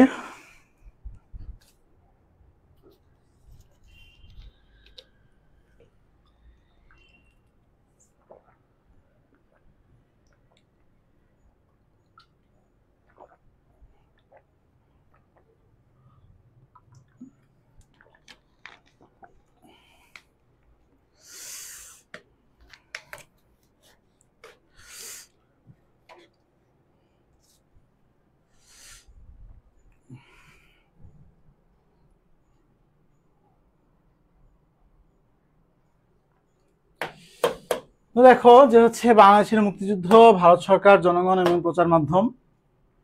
দেখো যে ভারত সরকারের অষ্টম অধ্যায়ে দেখো যে হচ্ছে ভারত সরকারের সহযোগিতাগুলো এখানে একটু উল্লেখ করবা। এখন এখানে আরেকটা বিষয় বলি, সেটা হচ্ছে যে দেখো অতিরিক্ত কোনো কিছু তোমরা ইনক্লুড করবা না, যতটুকু তারা আমাদেরকে সহযোগিতা করছে ততটুকুই উল্লেখ করবা, ঠিক আছে? একদম না মানে একদম প্রেমিকার মতো তোমাকে ছাড়া আমি বাঁচতে পারবো না, এই সেই হাবি যাবি, তাদেরকে ছাড়া আমরা বাঁচতেই পারতাম না, এই করতে পারতাম না, ওই করতে পারতাম না, এই টাইপের ছ্যাঁচড়ামিগুলো পরীক্ষার খাতার হলে, মানে সরি পরীক্ষার খাতায় এইগুলা করিও না ভাই, পরীক্ষার হলে এই ছ্যাঁচড়ামিগুলো করো না, ঠিক আছে? যে হচ্ছে তোমাকে ছাড়া বাঁচতে পারবো না, এই করতে পারবো না, এই করতে পারবো না, সে করতে পারবো না, এইরকম ভারত আমাদের এতটা ইয়ে করেনি, ঠিক আছে?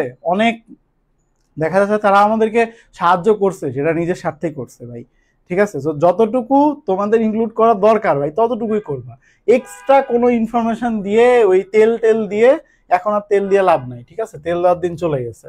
দেখো প্রধানমন্ত্রী ইন্দিরা গান্ধীর কূটনৈতিক সহযোগিতা, এটা তো অবশ্যই একটা খুব ইম্পর্টেন্ট পয়েন্ট ছিল। তিনি বিভিন্ন দেশ ভ্রমণ করে কিন্তু আমাদের মুক্তিযুদ্ধের পক্ষে কিন্তু তিনি জনমত আদায় করার চেষ্টা করে।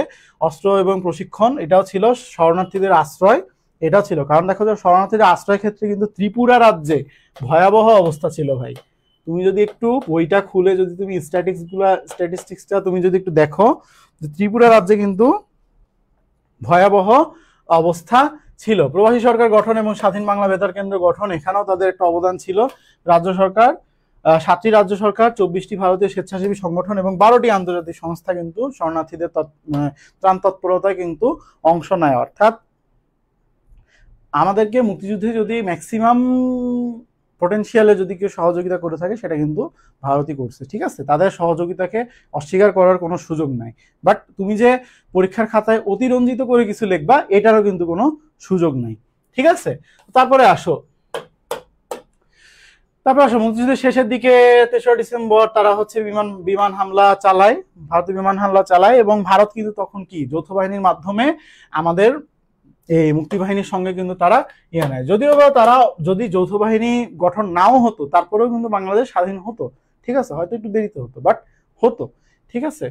তো যাই হোক, যৌথ বাহিনী আসছে, ঠিক আছে? এরপরে হচ্ছে ভারতীয় সেনা নৌ বিমান বাহিনীও পাকিস্তানি বাহিনীর বিরুদ্ধে যুদ্ধে যোগ দেয়। তারপরে দেখো যে হচ্ছে গণমাধ্যমের সহযোগিতাগুলো দেখো, যে হচ্ছে রেডিওতে দেশাত্মবোধক গান, বাংলাদেশের সামরিক অভিযানের খবর আকাশবাণী থেকে প্রচার করতে থাকে। এবং মজার ব্যাপার কি জানো, যে হচ্ছে পাকিস্তানিরা যখন ইয়ে করতো, ওরা কিন্তু স্বাধীন বাংলা বেতার কেন্দ্র, ওরা জানে যে হচ্ছে স্বাধীন বাংলা বেতার কেন্দ্র এক্সিস্ট করে, বাট ওইটাকে ওরা কিছু বলতে পারতো না। কারণ বলতে গেলে ওই যে বলতে হবে স্বাধীন বাংলা বেতার কেন্দ্র, ওইটা তো বলতে পারবে না। ওরা কি করতো, মানে সব গালাগালি আকাশবাণীকে নিয়ে করতো, ঠিক আছে? যত গালি আছে মানে সব গালি আকাশবাণীকেই দিত, সব বকাঝকা আকাশবাণীকে করতো, যে আকাশবাণী এই করছে ওই করছে, এই তথ্য প্রচার করছে, এই তথ্য প্রচার করছে, এটা ভুয়া ওটা ভুয়া, ঠিক আছে? বাট অ্যাকচুয়ালি কি স্বাধীন বাংলা বেতার কেন্দ্র কিন্তু মাঝখান থেকে ঠিকই বেশ পপুলার ছিল, ঠিক আছে? অ্যান্ড আমি একটা বই পড়ছিলাম, সেটা হচ্ছে আমি বিজয় দেখেছি, ইমা আক্তার মুকুলের। তো তিনি আসলে চরমপত্র যে অনুষ্ঠানটা ছিল সেটা খুবই জনপ্রিয় ছিল, ঠিক আছে? সো তোমরা যদি একটু, এই কারণে আমি বলি যে তোমরা যত বেশি বই পড়বা, ঠিক আছে, তোমরা তত বেশি জানবা এসব ব্যাপার সম্পর্কে, ঠিক আছে? এবং তোমাদের তত ভাল লাগবে, বুঝছো? তো দেখো তারপরে আসো, ভারতবাসী সংবাদপত্রের মাধ্যমে জানতে পারে, স্বাধীন বাংলা বেতার কেন্দ্রের খবর ভারতবাসী সংবাদপত্রের মাধ্যমে জানতে পারে। রণাঙ্গনের খবর প্রকাশ করে ত্রিপুরা দৈনিক সংবাদপত্র, রুদ্রবাণী, কলকাতা দৈনিক যুগান্তর এবং ত্রিপুরার প্রতিনিধি, সাপ্তাহিক সমাচার এর সম্পাদক অনিল ভট্টাচার্য বাংলাদেশের মুক্তিযুদ্ধে বিশেষ ভূমিকা পালন করেন। বৃহৎ শক্তিবর্গ কারা ছিল? দেখো যে হচ্ছে মহাদেশের পক্ষে ছিল ভারত, সোভিয়েত ইউনিয়ন এবং হচ্ছে ইউরোপের দেশসমূহ কিছু ছিল। পাকিস্তানের পক্ষে ছিল হচ্ছে মার্কিন যুক্তরাষ্ট্র, চীন এবং মুসলিম রাষ্ট্রসমূহ ছিল। সোভিয়েত ইউনিয়ন দেখো তারা কি, যে সোভিয়েত ইউনিয়ন যে হচ্ছে মার্কিন যুক্তরাষ্ট্রের যে হচ্ছে পাকিস্তানের পক্ষে যুদ্ধ বন্ধের যে প্রস্তাব, অর্থাৎ যে জাতিসংঘের যে যুদ্ধ বন্ধের যে প্রস্তাবটা উঠছিল, সেখানে হচ্ছে কি তাদের ভেটো দেওয়ার ক্ষমতা ছিল। ভেটো ক্ষমতাটা কি? ভেটো ক্ষমতাটা হচ্ছে যে কোন এক জাতিসংঘের যে নিরাপত্তা পরিষদের যে হচ্ছে 5টি যে প্রধান রাষ্ট্র আছে, যে হচ্ছে যুক্তরাষ্ট্র, যুক্তরাজ্য, ফ্রান্স, রাশিয়া এবং হচ্ছে চীন, এই 5টা রাষ্ট্র কি যে কোনো জাতিসংঘের যে কোনো ডিসিশনে তারা কি যে কোনো ডিসিশনের এগেনস্টে বা হচ্ছে তাদের ফেভারে তারা কি ভোট দেওয়ার একটা ক্ষমতা রাখতো। তো সোভিয়েত ইউনিয়ন যখন ভেটো প্রদান করলো, সেখানে কি আমাদের যে যুদ্ধবিরতির যে প্রস্তাবটা সেটা কিন্তু, বা যুদ্ধ বন্ধের যে প্রস্তাবটা সেটা কি তখন এটা নাকচ হয়ে গেল, আর আমাদের কি মুক্তি সংগ্রামটা চলতে থাকলো। তো সোভিয়েত ইউনিয়ন এভাবে সমর্থন জানায়, এবং পরবর্তীতে যখন মার্কিন যুক্তরাষ্ট্র তার 7ম নৌবহরটা যখন আমাদের এই বঙ্গোপসাগরে প্রেরণ করে, তখন কিন্তু তার আগেই কিন্তু সোভিয়েত ইউনিয়ন তার হচ্ছে কি তার যে নৌবহর সেটা সে পাঠিয়ে কিন্তু তিনি সোভিয়েত ইউনিয়ন কিন্তু আমাদেরকে সাহায্য করে। সো তারপরে দেখো যে হচ্ছে যুক্তরাষ্ট্র কি কি করে। পাকিস্তানের মিত্ররাষ্ট্র জাতিসংঘ এই বিষয়ে নীরব ভূমিকা পালন করে। অবভিয়াসলি পাকিস্তানের পক্ষ নিল সে দেশের আইনসভা, কংগ্রেস, সিনেটের অনেক সদস্য, অনেক শিল্পী, সাহিত্যিক, বুদ্ধিজীবী আমাদের পক্ষ নেয়, এবং আমাদের সমর্থনে কিন্তু হচ্ছে পাকিস্তানের সমর্থনে যুক্তরাষ্ট্র 7ম নৌবহর পাঠায়, যাতে ছিল 14টি বড় এবং কয়েকটি ছোট যুদ্ধজাহাজ। সোভিয়েত রাশিয়ার 26টি যুদ্ধজাহাজ তার নৌবহরে থাকায় বাংলাদেশকে নিয়ে আমেরিকার সে নৌযুদ্ধ বঙ্গোপসাগরে ঘটেনি। অর্থাৎ সোভিয়েত ইউনিয়ন যদি তখন আমাদের এই বঙ্গোপসাগরে ওই তার যে নৌবহর সেটা নিয়ে যদি না আসতো, তখন কিন্তু আমরা একটা বড় বিপদে পড়ে যেতাম। তো চীন দেখো, চীনও ছিল সেম এগেনস্টে ছিল, ঠিক আছে, অস্ত্র বিক্রি, চীনও দেখা যাচ্ছে যে অস্ত্রের যোগানদাতা ছিল। তারপরে গ্রেট ব্রিটেন কিন্তু আমাদের লন্ডন ছিল বহির্বিশ্বের মুক্তিযুদ্ধের প্রচারের প্রধান কেন্দ্র, ঠিক আছে। গ্রেট ব্রিটেনে তুমি যদি জর্জ হ্যারিসনের কথা বলো, যে হচ্ছে যিনি আমাদের হচ্ছে কনসার্ট ফর বাংলাদেশ যিনি অ্যারেঞ্জ করে, ঠিক আছে, জর্জ হ্যারিসনের কথা যদি বলো, বা হচ্ছে তুমি ব্রিটেন সাংবাদিক সাইমন রিং এর কথা যদি তুমি বলো, ব্রিটেন কিন্তু ছিল হচ্ছে আমাদের পক্ষে শক্তি, ঠিক আছে। তো ব্রিটেনের যে জনমত ছিল তা ছিল সম্পূর্ণ বাংলাদেশের পক্ষে। এই দেখো, লন্ডনে জন্মগ্রহণকারী বিখ্যাত সঙ্গীত শিল্পী জর্জ হ্যারিসন মুক্তিযুদ্ধের সমর্থনে বিশ্ব জনমত সৃষ্টি, দান সহায়তা কার্যক্রম পরিচালনার জন্য যুক্তরাষ্ট্রের নিউ ইয়র্কে তিনি হচ্ছে ম্যাডিসন স্কয়ার গার্ডেনে তিনি কনসার্ট ফর বাংলাদেশ অ্যারেঞ্জ করে। বিবিসির সাংবাদিক মার্ক টালি এবং মুক্তিযুদ্ধের সময় নিরলস পরিশ্রম করে হচ্ছে তিনি গণহত্যার ফুটেজ সংগ্রহ করে, আর সাইমন রিং কি জীবনের ঝুঁকি নিয়ে সারা ঢাকা শহর চষে বেড়ায়, এবং তিনি 20 রোল ছবি তুলে জার্মান দূতাবাসের মাধ্যমে লন্ডনে প্রেরণ করে, ঠিক আছে। তো তারপরে আসো, আমরা শেষের দিকে চলে আসছি, প্রবাসী বাঙালিদের ভূমিকা, ঠিক আছে। বাংলাদেশ যেসব সংগঠনগুলো আছে এগুলোর নাম তোমরা উল্লেখ করে দিবা, ঠিক আছে। যে বাংলাদেশ স্টুডেন্ট অ্যাকশন কমিটি, ঠিক আছে। তারপরে আরো যেসব সংগঠনগুলো আছে সেগুলোর নাম তোমরা একটু উল্লেখ করার ট্রাই করবা, ঠিক আছে। মনে না থাকলে উল্লেখ করার একটু ট্রাই করবা, যদি মনে না থাকে ব্যাপার না। বিদেশি ব্যক্তিবর্গের ভূমিকা দেখো, WS ওডারল্যান্ড, তিনি ছিলেন হচ্ছে অস্ট্রেলিয়ান নাগরিক এবং তিনি কিন্তু বীর প্রতীক খেতাব প্রাপ্ত ছিলেন। রাজনীতিবিদ কারা কারা ছিলেন দেখো, ভারতের প্রধানমন্ত্রী ইন্দিরা গান্ধী তো আমাদের ফেভারে ছিলেনই, আমাদের পক্ষে। ব্রিটিশ এমপি জন স্টোন, তারপরে হচ্ছে রাশিয়ার প্রেসিডেন্ট নিকোলাই পডগর্নি, মার্কিন সিনেটর হচ্ছে এডওয়ার্ড কেনেডি, এটা দন্তন্য হবে, তারপর হচ্ছে সিনেটর হ্যারিস সহ আরো যারা কূটনীতিবিদরা ছিলেন দেখো, আর্চার কে ব্লাড, তারপর হচ্ছে জ্যাকব মালিক, এনারা মোটামুটি সোচ্চার ছিলেন। তারপরে দেখো বিদেশি শিল্পী সাহিত্যিকদের ভূমিকা, জর্জ হ্যারিসনের কথা তো তোমাকে বললামই। তারপরে হচ্ছে সাংবাদিক সাইমন রিং, ওনার কথাও বললাম। মার্কিন ফটো সাংবাদিক লেয়ার লেভিন, তিনিও আমাদের মুক্তিযুদ্ধে কিন্তু ভূমিকা রেখেছিলেন। জ্ঞানমূলক প্রশ্নগুলো দেখো, যে বাংলাদেশের মুক্তিযুদ্ধের সময় ভারতের প্রধানমন্ত্রী কে ছিলেন? ইন্দিরা গান্ধী। বাংলাদেশের স্বাধীনতা সম্মাননা কেন প্রদান করা হয়? এটা কিন্তু বিদেশি নাগরিকদের প্রদান করা হয়, বিদেশি নাগরিকদের যে অবদান সেটার জন্য এটা প্রদান করা হয়। কনসার্ট ফর বাংলাদেশ কোথায় অনুষ্ঠিত হয়? যুক্তরাষ্ট্রের নিউ ইয়র্ক শহরের ম্যাডিসন স্কয়ার গার্ডেনে। তারপরে অনুধাবনমূলক প্রশ্ন কিছু দেখো, যে হচ্ছে ইন্দিরা গান্ধীর পরিচয় দাও, দিয়ে দিবা। মুক্তিযুদ্ধে ব্রিটেনের ভূমিকা ব্যাখ্যা করো, ব্রিটেনের ভূমিকা কি কি ছিল? জর্জ হ্যারিসন, সাইমন রিং এর কথা অবশ্যই উল্লেখ করিও ভাই। তারপরে হচ্ছে বাংলাদেশের মুক্তিযুদ্ধে সোভিয়েত ইউনিয়ন এর ভূমিকা ব্যাখ্যা করো, ভেটো প্রদানের কথাটা ব্যাখ্যা করবা, আর হচ্ছে এই তারা যে হচ্ছে তাদের যে নৌবহর পাঠায় যে আমাদেরকে প্রোটেক্ট করছিল সেটা উল্লেখ করবা। ভেটো ক্ষমতা বলতে কি বুঝো এটাও তোমাদেরকে পড়ালাম। তো মোটামুটি আমরা শেষ প্রান্তে চলে আসছি। দেখো কিছু এমসিকিউ, সেটা হচ্ছে যে প্রবাসী বাঙালিদের মুক্তিযুদ্ধের সময় জনমত গঠনের মূল কেন্দ্র কোথায় ছিল? অবশ্যই লন্ডনে। তারপরে পাকিস্তানের সমর্থনে ভারত মহাসাগরে সপ্তম নৌবহর পাঠায় কোন দেশ? মার্কিন যুক্তরাষ্ট্র পাকিস্তানের সমর্থনে পাঠায়। আর সোভিয়েত ইউনিয়ন কি? বাংলাদেশের সমর্থনে পাঠায়। বাংলাদেশের মুক্তিযুদ্ধের বিরোধী রাষ্ট্র ছিল কে? চীন ছিল, যুক্তরাষ্ট্র ছিল, 1 ও 2। ঠিক আছে। কনসার্ট ফর বাংলাদেশের উদ্দেশ্য কি ছিল? কনসার্ট ফর বাংলাদেশের উদ্দেশ্য ছিল মেইনলি বিশ্ব জনমত গঠন এবং শরণার্থীদের সাহায্য প্রদান। তহবিল সংগ্রহ বলতে পারো, বাট এটা মানে দুইটাই 3, এটা 1, 2 ও 3 এটাও হবে, 2 আর 3 এটাও হবে। এখন তুমি রিস্ক নেওয়ার দরকার নাই, 1, 2 ও 3ই দিও, সমস্যা নাই। কারণ ফান্ড তো তারা আমাদের জন্য রেজ করছিল, তাই না? এটা তো আর অন্য কারোর জন্য তহবিল সংগ্রহ করেনি।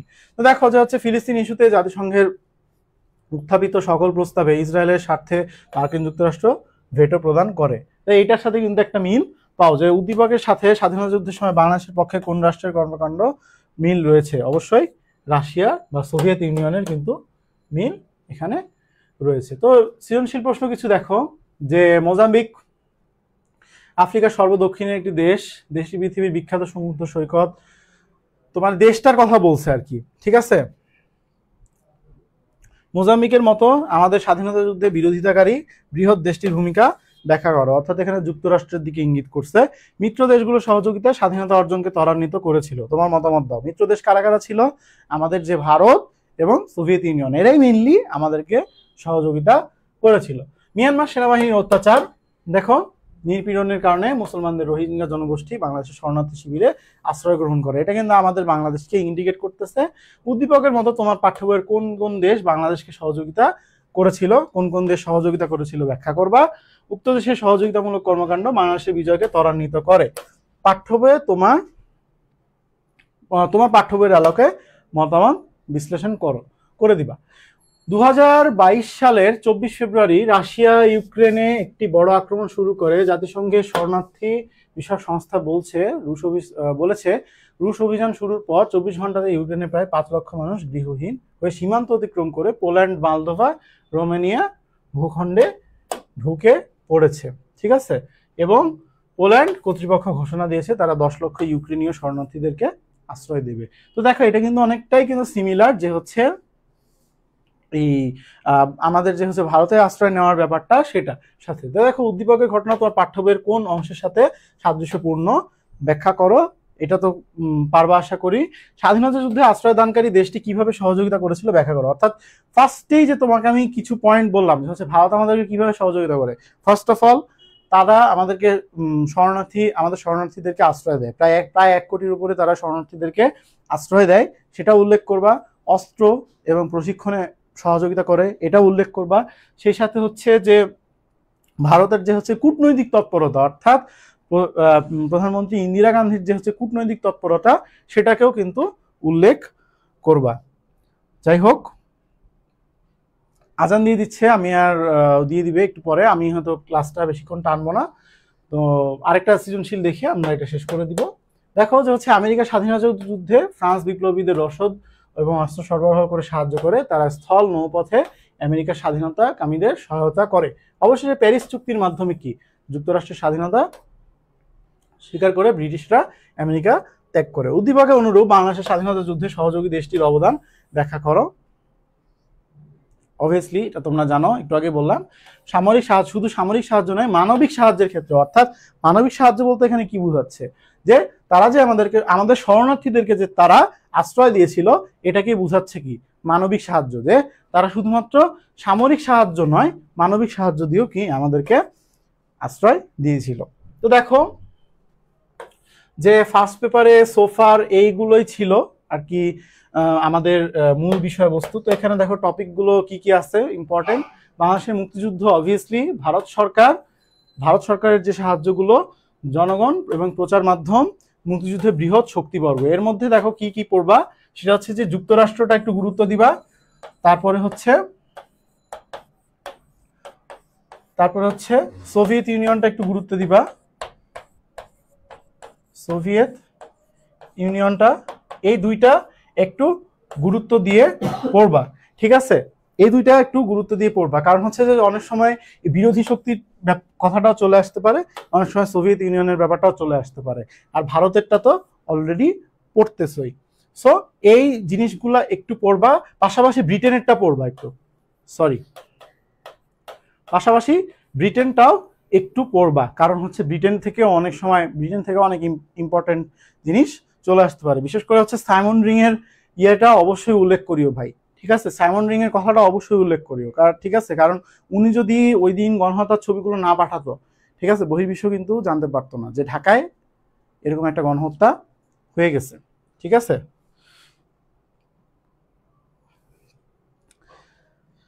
আচ্ছা, ঠিক আছে।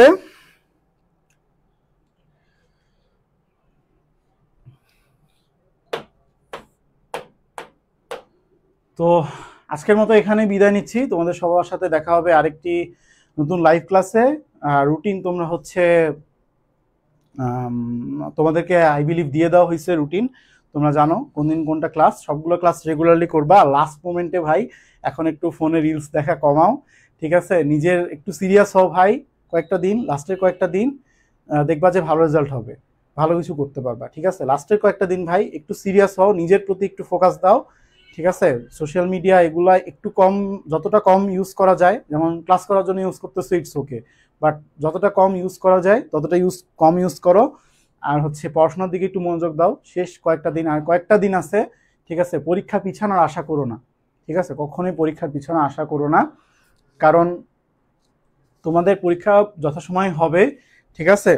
সো পরীক্ষা পিছানোর আশা করো না, নিজের প্রিপারেশনটা ঠিক রাখো, ঠিক আছে? দেখা যাচ্ছে তুমি পরীক্ষা পিছানোর আশায় বসে থাকলা, পরীক্ষা পিছালো না, তুমি কিন্তু বিপদে পড়ে যাও ভাই।